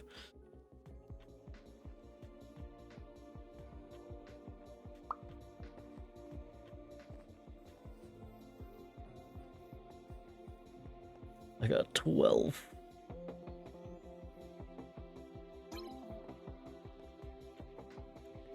Have we left the queue? Is that it for to get to the other side, Zircon? You're happy? Okay, shall I go back to reading?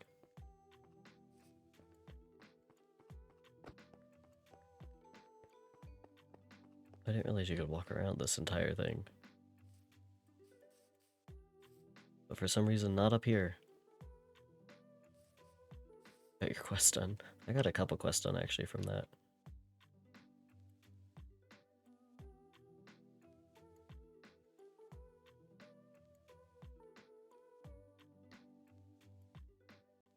Let's go back to reading.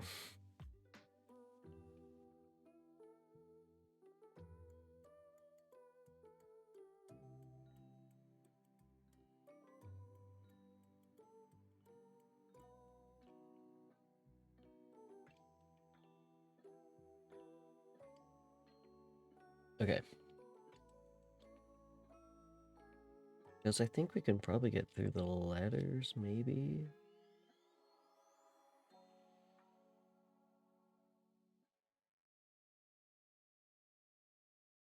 Good question.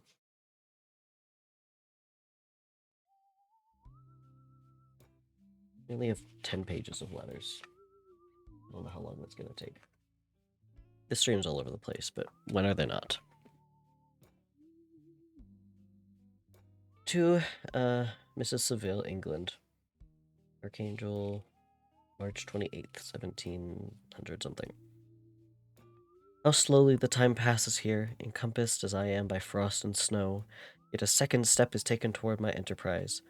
I have hired a vessel and am occupied in collecting my sailors. Those whom I have already engaged appear to be men on whom I can depend and are certainly possessed of dauntless courage.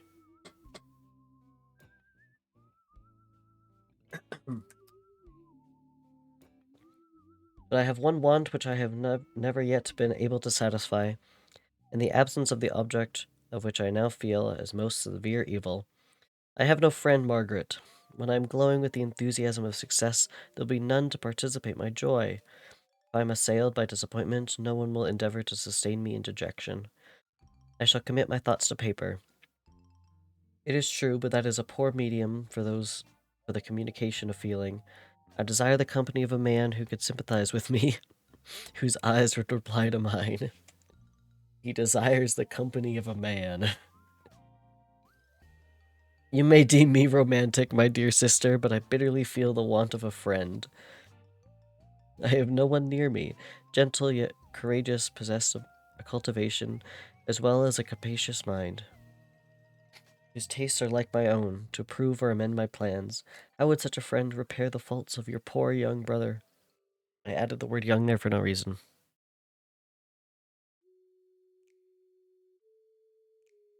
I am too ardent in execution and too impatient of difficulties, but it is still greater evil to me that I am self-educated. For the first 14 years of my life, I ran wild on a common and read nothing but your Uncle Thomas's Book of Voyages. Oh, I forgot I think that's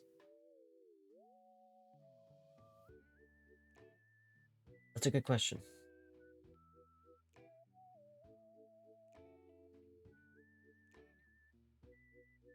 It's Adex B. Joel. It's not as good as Joel, though.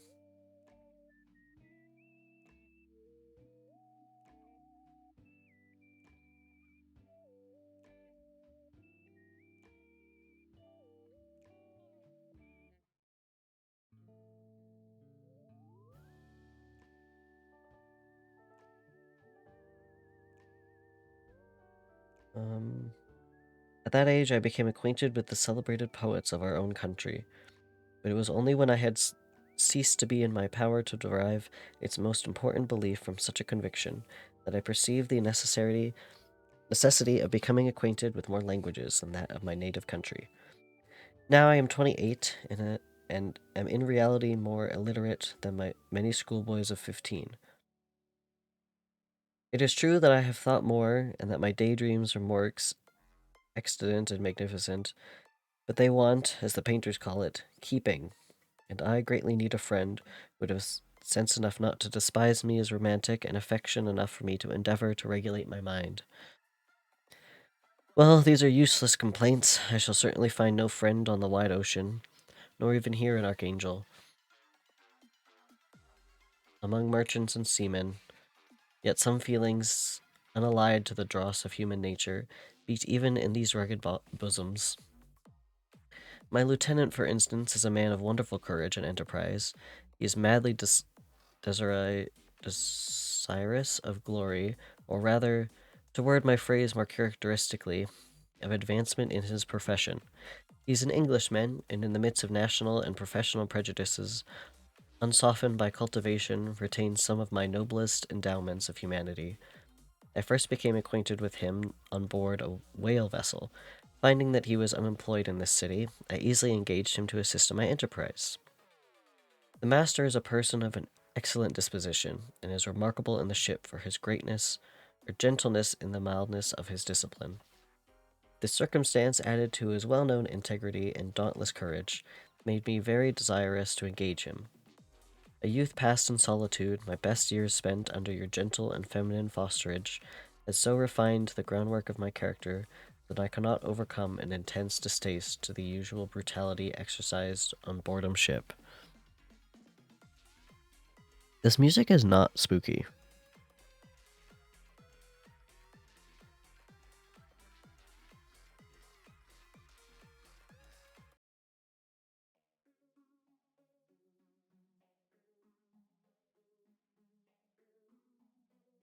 Dark mystery music.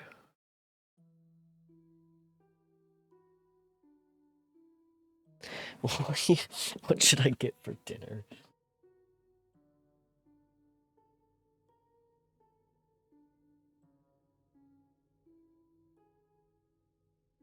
I'll have dinner eventually.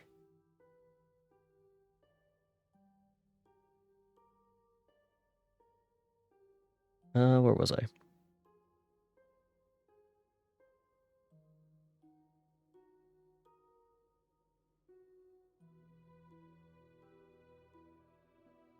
I have never believed it to be necessary, and when I heard of a mariner equally noted for his kindliness of heart and the respect of obedience paid to him by his crew, I felt myself peculiarly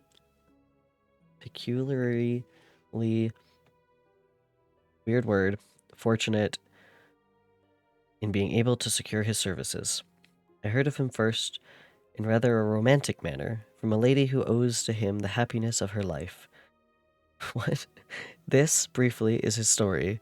Some years ago, he loved a young Russian lady of moderate fortune, and having amassed a considerable sum in prize money, the father of the girl consented to the match.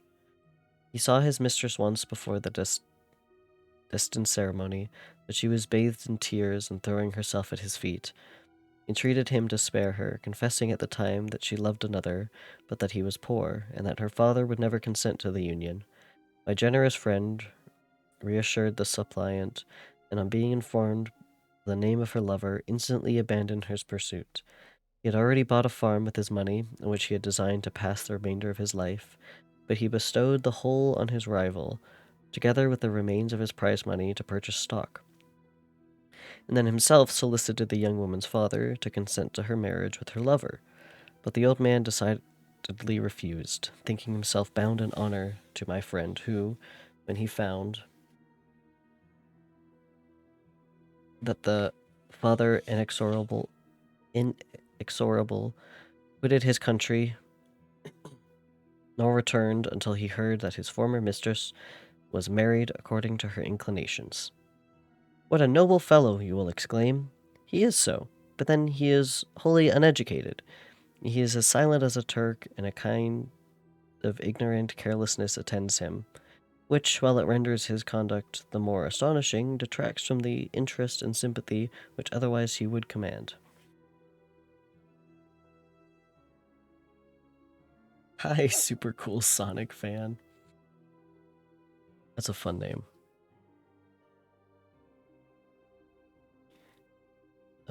Yet do not suppose, because I complain a little, or because I can conceive a consolation for my toils which I may never known, that I am wavering in my resolutions. Those are as fixed as fate, and my voyage is only now delayed until the weather shall permit my embarkation. The winter has been dreadfully severe, but the spring promises well, and it is considered as a remarkable early season, so that perhaps I may sail sooner than I expected. I shall do nothing rashly. You know me sufficient to confide in the prejudice and considerateness wherever the safety of others is committed to my care. I cannot describe to you my sensations on the near prospect of my undertaking.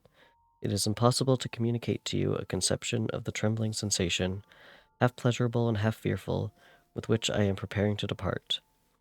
I am going to unexplored regions, to the land of mist and snow, but I shall kill no albatross. Therefore do not be alarmed for my safety, or if I shall come back to you as worn and woeful as the ancient mariner, you will smile at my illusion, but I will disclose a secret.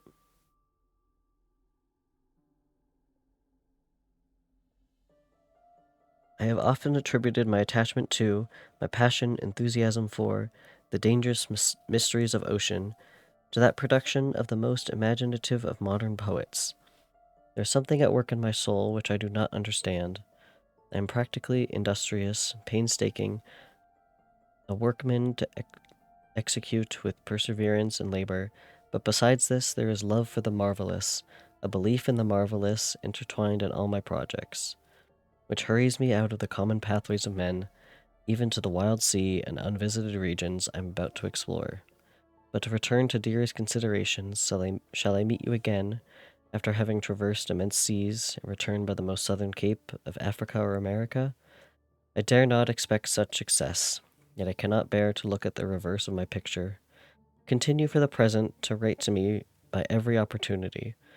I may receive your letters on some occasions when I need them most to support my spirits. I love you very tenderly. Remember me with affection should you never hear from me again. Your affectionate brother, Robert Walton. How does he get letters? He's going to places people aren't. When was that? That was March. We're now July 7th. To Miss Saval, England. My dear sister, I write a few lines in haste to say that I am safe and well advanced on my voyage. This letter will reach England by a merchantman, now on its hometown voyage from Archangel, more fortunate than I. May not see my native land, perhaps for many years. I am, however, in good spirits. My men are bold and apparently firm of purpose, nor do the floating sheets of ice that continually pass us indicate the dangers of the region towards which we are advancing, appear to dismay them. We have already reached a very high latitude, but it is the height of summer, and although not so warm as in England, the southern gales which blow us speedily towards those shores which I so ardently desire to attain, breathe a degree of renovating warmth which I had not expected. No incidents have hitherto befallen us that would make a figure in a letter. One or two stiff gales and the springing of a leak are accidents which experienced navigators scarcely remember to record. And I shall be well content if nothing worse happen to us on our voyage. Adieu, my dear Margaret. Be assured that for my own sake, as well as yours, I will not rashly encounter danger. I will be cool, persevering, and prudent. But success shall crown my endeavors. Wherefore thou not, thus far I have gone, tracing a secure way over the pathless seas, the very stars themselves being witness and testimonies of my triumph. Why not still proceed over the untamed yet obedient element? What can stop the determined heart and resolved will of man? My swelling heart involuntarily pours itself onto this, but I must finish. Heavenly bless my beloved sister, R.W. Letter 4.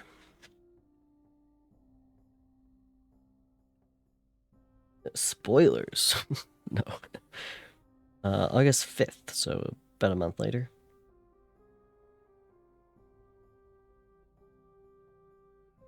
So strange an accident has happened to us that I cannot forbear recording it, although it is very possible that you will see me before these papers can come into your possession.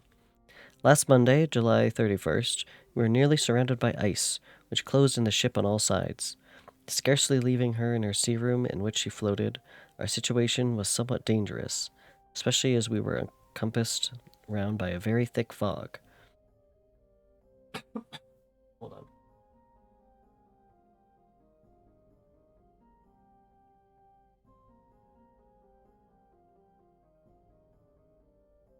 We accordingly lay to, hoping that some change would take place in the atmosphere and weather. About 2 o'clock, the mist cleared away. Camera is probably not great.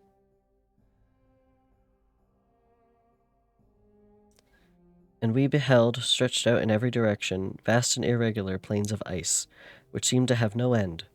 Some of my comrades groaned, and my own mind began to grow watchful with anxious thoughts, when a strange sight suddenly attracted our attention, and diverted our solitude from our own situations. We perceived a low carriage, fixed on a sledge and drawn by dogs, pass on towards the north at the distance of half a mile. A being which had the shape of a man, but apparently of gigantic stature, sat in the sledge, and guided the dogs. We watched the rapid progress of the traveler with our telescopes until he was lost among the distant inequalities of the ice. You guys voted for the camera. This appearance excited our unqualified wonder. We were, as we believed, many hundred miles from any land, but this apparition seemed to denote that it was not in reality so distant as we had supposed. Shut in, however, by ice, it was impossible to follow his track. which we had observed with the greatest attention. About 2 hours after this occurrence, we heard the ground sea, and before night the ice broke and freed our ship. We, however, lay until the morning, fearing to encounter in the dark those large loose masses which float about after the breaking up of ice. I profited from this time to rest for a few hours.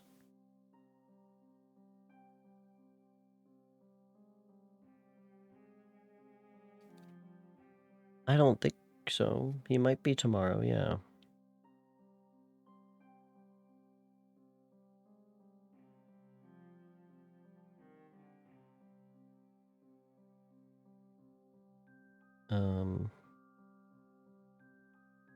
In the morning, however, as soon as it was light, I went upon deck and found all the sailors busy on one side of the vessel, apparently talking to someone in the sea.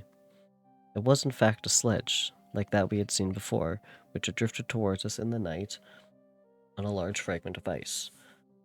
Only one dog remained alive, but there was a human being with it, whom the sailors were persuading to enter the vessel. He was not, as the other traveler seemed to be, a savage inhabitant of some undiscovered land, but a European. When I appeared on the deck, the master said, "Here is our captain. He will not allow you to perish on the open sea." On perceiving me, the stranger addressed me in English, although with a foreign accent. Is this the Frankenstein's monster? Or just a man? I'm trying to decide if I give him a voice.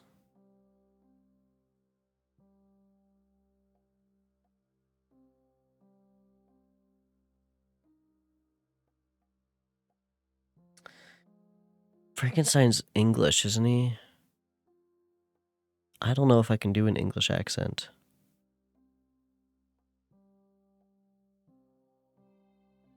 I didn't think about this.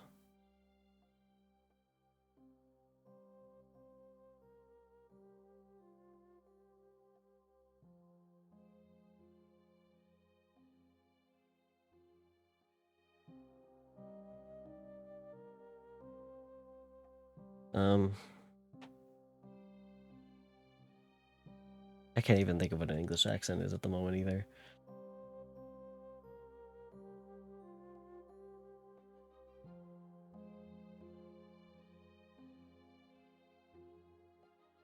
"Before I come aboard your vessel," said he, "will you have the kindness to inform me whither you are bound?"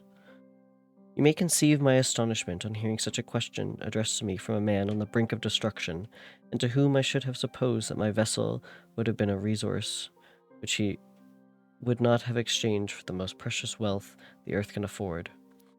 I replied, however, that we were on a voyage of discovery towards the North Pole. Upon hearing this, he appeared satisfied and consented to come on board.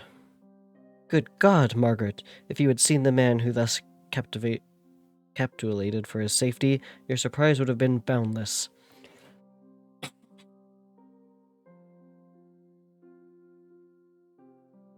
His limbs were nearly frozen, and his body dreadfully emaciated by fatigue and suffering. I never saw a man in so wretched a condition. We attempted to carry him to the cabin, but as soon as he had quitted the fresh air, he fainted.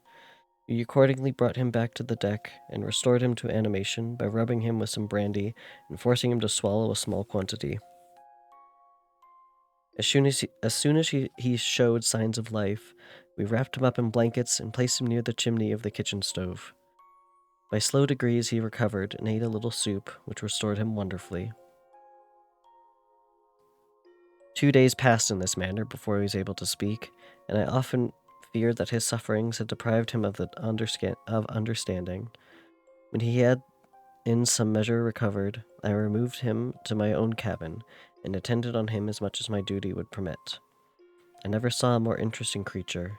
His eyes have generally an expression of wildness and even madness, and there are moments when, if anyone performs an act of kindness towards him, or does him in the most trifling service, his whole countenance is lightened up, as it were with a beam of benevolence and sweetness that I never saw equaled. But he is generally melancholy and despairing. and sometimes he gnashes his teeth as if impatient of the weight of the woes that oppress him. When my guest was a little more recovered, I had great trouble to keep off the men who wished to ask him 1,000 questions, but I would not allow him to be tormented by their idle curiosity, in the state of body and mind whose restoration evidently depended upon entire repose. Once, however, the lieutenant asked why he had come so far upon the ice in a strange vehicle. His countenance instantly assumed an aspect of the deepest gloom, and he replied, "To seek the one who fled from me." "And did the man whom you pursued travel in the same fashion?" "Yes." "Then I fancy we have seen him, for the day before we picked you up, we saw some dogs drawing a sledge with a man on it across the ice."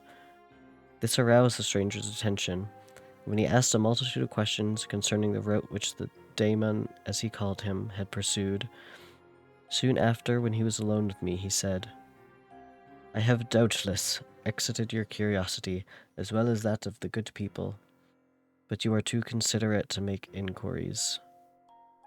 "Certainly, it would indeed be impertinent and inhumane of me to trouble you with any inquisitiveness of mine." "And yet you rescued me from a strange and perilous situation. You have benevolently restored me to life." Soon after this, he inquired if I thought that the breaking up of the ice had destroyed the other sledge. I replied that I could not answer with any degree of certainty, for the ice had not broken up until near midnight, and the traveler might have arrived at a place of safety before that time, but of this I could not judge. From this time a new spirit of life animated the decaying frame of the stranger. He manifested the greatest eagerness to be upon deck, to watch for the sledge which had been before appeared, but I have persuaded him to remain in the cabin, for he is far too weak to sustain the rawness of the atmosphere. I have promised that someone should watch for him and give him instant notice if any new object should appear in sight.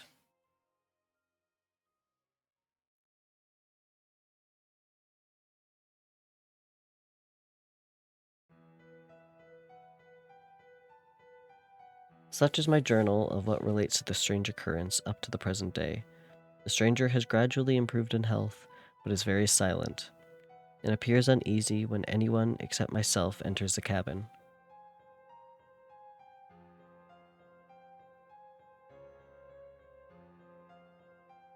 This camera's not going to get better, but I'm trying.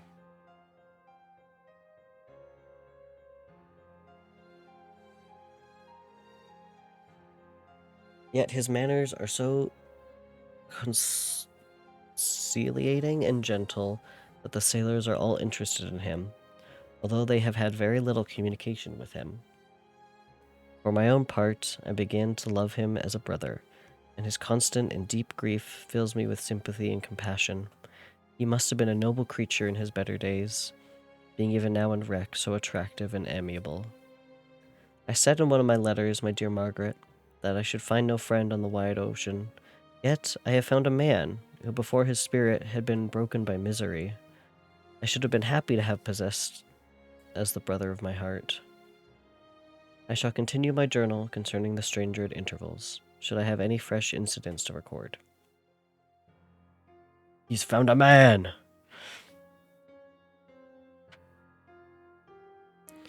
August 13th.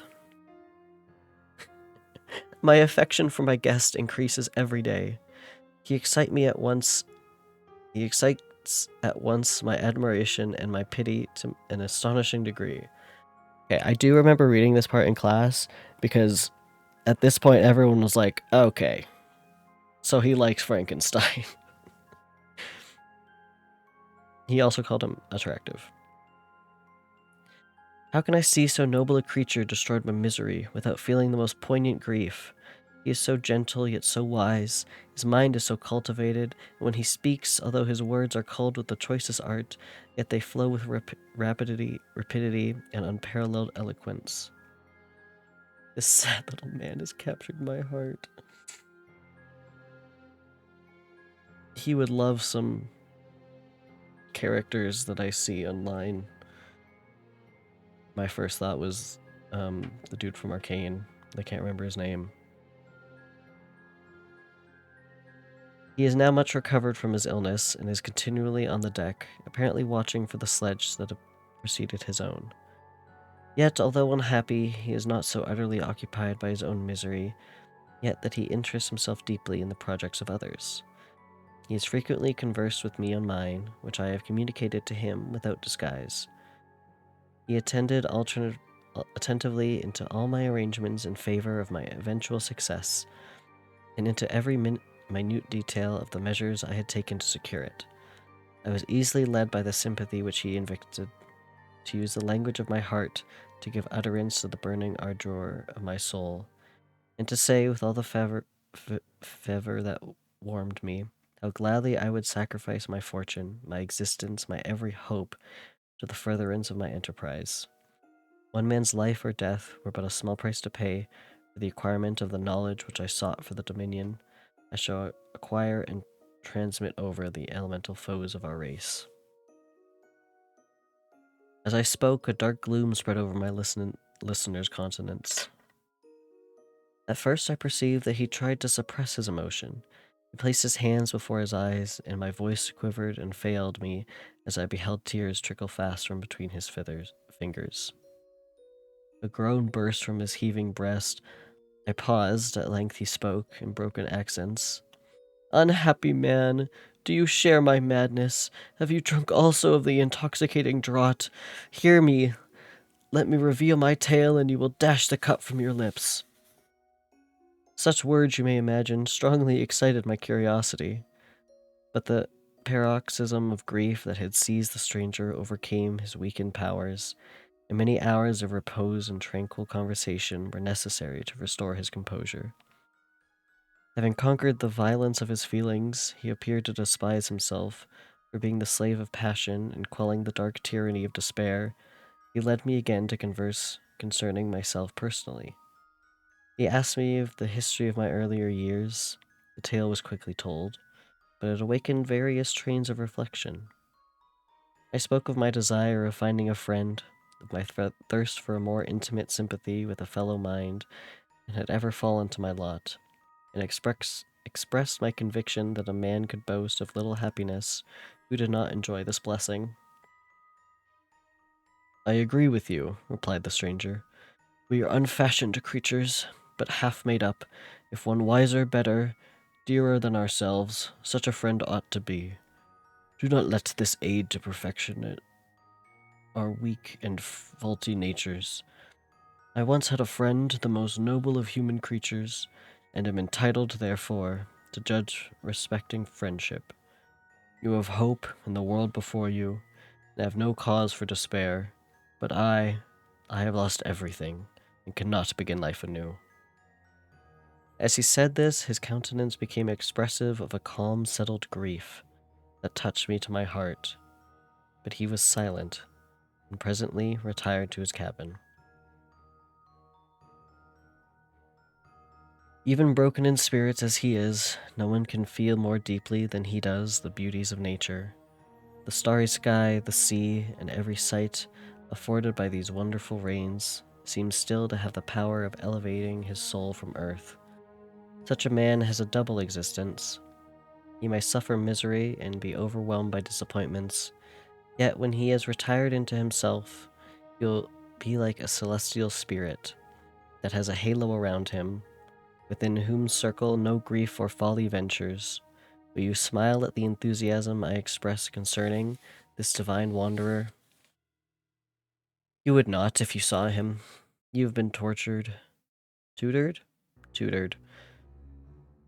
You have been tutored and refined by books and retirement from the world, and you are therefore somewhat fastidious, and this only renders you the more fit to appreciate the extraordinary merits of this wonderful man. Sometimes I have endeavored to discover what quality it is he possesses that elevates him so immensely above any other person I ever knew. I believe it to be an intuitive discernment, a quick but never failing power of judgment, a penetrative into the causes of things. Unequally, for clearness and precision, add to this a faculty of expression, and a voice whose varied annotations are soul-subduing music. That's also a line. Wow. August 19th. Yesterday, the stranger said to me, "You may easily perceive, Captain Walton, that I have suffered great and unparalleled misfortune. I had determined at one time that the memory of these evils should die with me, but you have won me to alter my determination. You seek for knowledge and wisdom as I once did, and I ardently hope that the gratification of your wishes may not be serpent to sting you, as mine has been. I do not know that the relation of my disasters will be useful to you, yet when I reflect that you are pursuing the same course, exposing yourself to the same dangers which have rendered me what I am, I imagine that you may deduce from an apt moral from my tale, one that may direct you if you succeed in your undertaking, and console you in case of failure. Prepare to hear of occurrences which are usually deemed marvelous. Were we among the tamer senses of nature, I may fear to encounter your unbeliefs, perhaps your ridicule, but many things will appear possible in those wild and mysterious regions, which would provoke the laughter of those unacquainted with the ever-varied powers of nature. Nor can I doubt but that my tale conveys in its series internal evidence of the truth of the events of which it is composed. You may easily imagine that I was much gratified by the offered communication, and I could not endure that he should renew his grief by a recital of his misfortunes. I felt the greatest eagerness to hear the promised narrative, partly from curiosity and partly from a strong desire to ameliorate his fate. If it were in my power, I expressed these feelings in my answer. "I thank you," he replied, "for your sympathy, but it is useless. My fate is nearly fulfilled. I wait but for one event, and then I shall repose in peace. I understand your feeling," continued he, perceiving that I wished to interrupt him. "But you are mistaken, my friend. If thus you will allow me to name you, nothing can alter my destiny. Listen to my history, and you will perceive how irrecoverably it is determined." He then told me that he would commence his narrative the next day, when I shall be at a leisure. This promise drew from me the warmest thanks. I have resolved every night that I am not imperatively occupied by my duties, to record as nearly as possible, in his own words, that he has related during the day. If I should be engaged, I will at least make notes. This manuscript will doubtless afford you the greatest pleasure, but to me, who knew him, who hear it from his own lips, with what interest and sympathy shall I read it in some future day? Even now, as I commence my task, his full-toned voice swells in my ears, his lustrous eyes dwell on me with all their melancholy sweetness. I see his thin hand raised in animation, while the lineaments of his face are irradiated by the soul within. Strange and harrowing must be his story, frightful the storm which embraced the gallant vessel on his course, and wrecked it thus.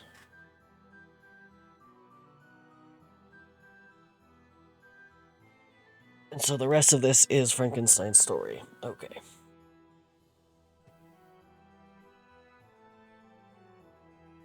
I think that's going to be all for today, though. We have finished... I should put my bookmark in, but we finished the letters. And I'm going to see if I actually like this, or if you guys would rather actually have something to follow along with. But we have started. I got this for $3? Or I don't know what the price I got this for. But this is the copy I have, if you're curious. Yeah, like, she is getting this much in letters. And she's just like, what the fuck?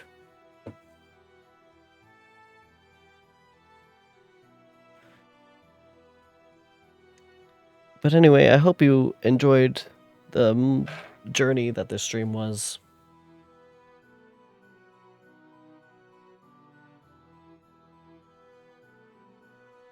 Yeah, exactly. You got to do something when you're on this ice boat. hope you've enjoyed the stream and the gaming.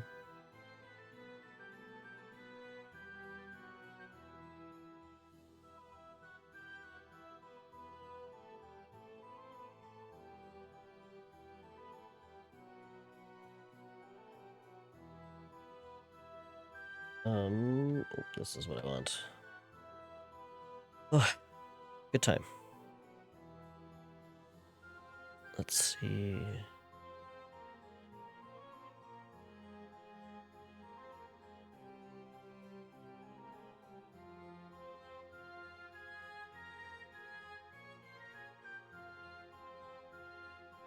I'm getting a Gatorade hockey ad. That's crazy.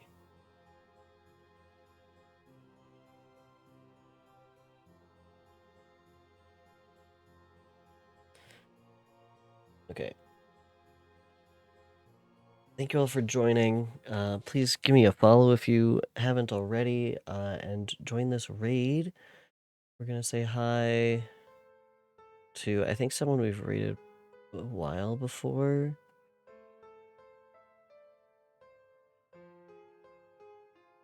Yeah, go say hi to Gwimmy.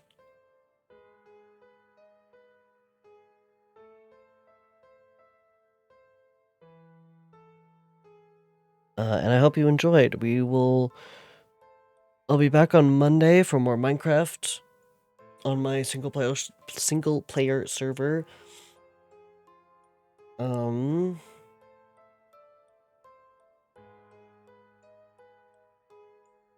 And we'll be back on Friday for more Frankenstein and potentially some other point in the week. I'm not exactly sure.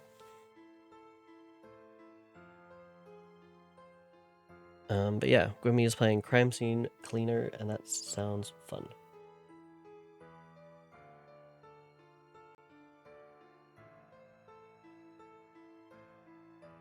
And, oh, actually, I should probably work on my video other than streaming. I should have my best of video out this week. I usually aim for Wednesdays, so keep an eye out for that. That'll be your deadline for submitting more clips for me, but I'm pretty sure I have enough, honestly.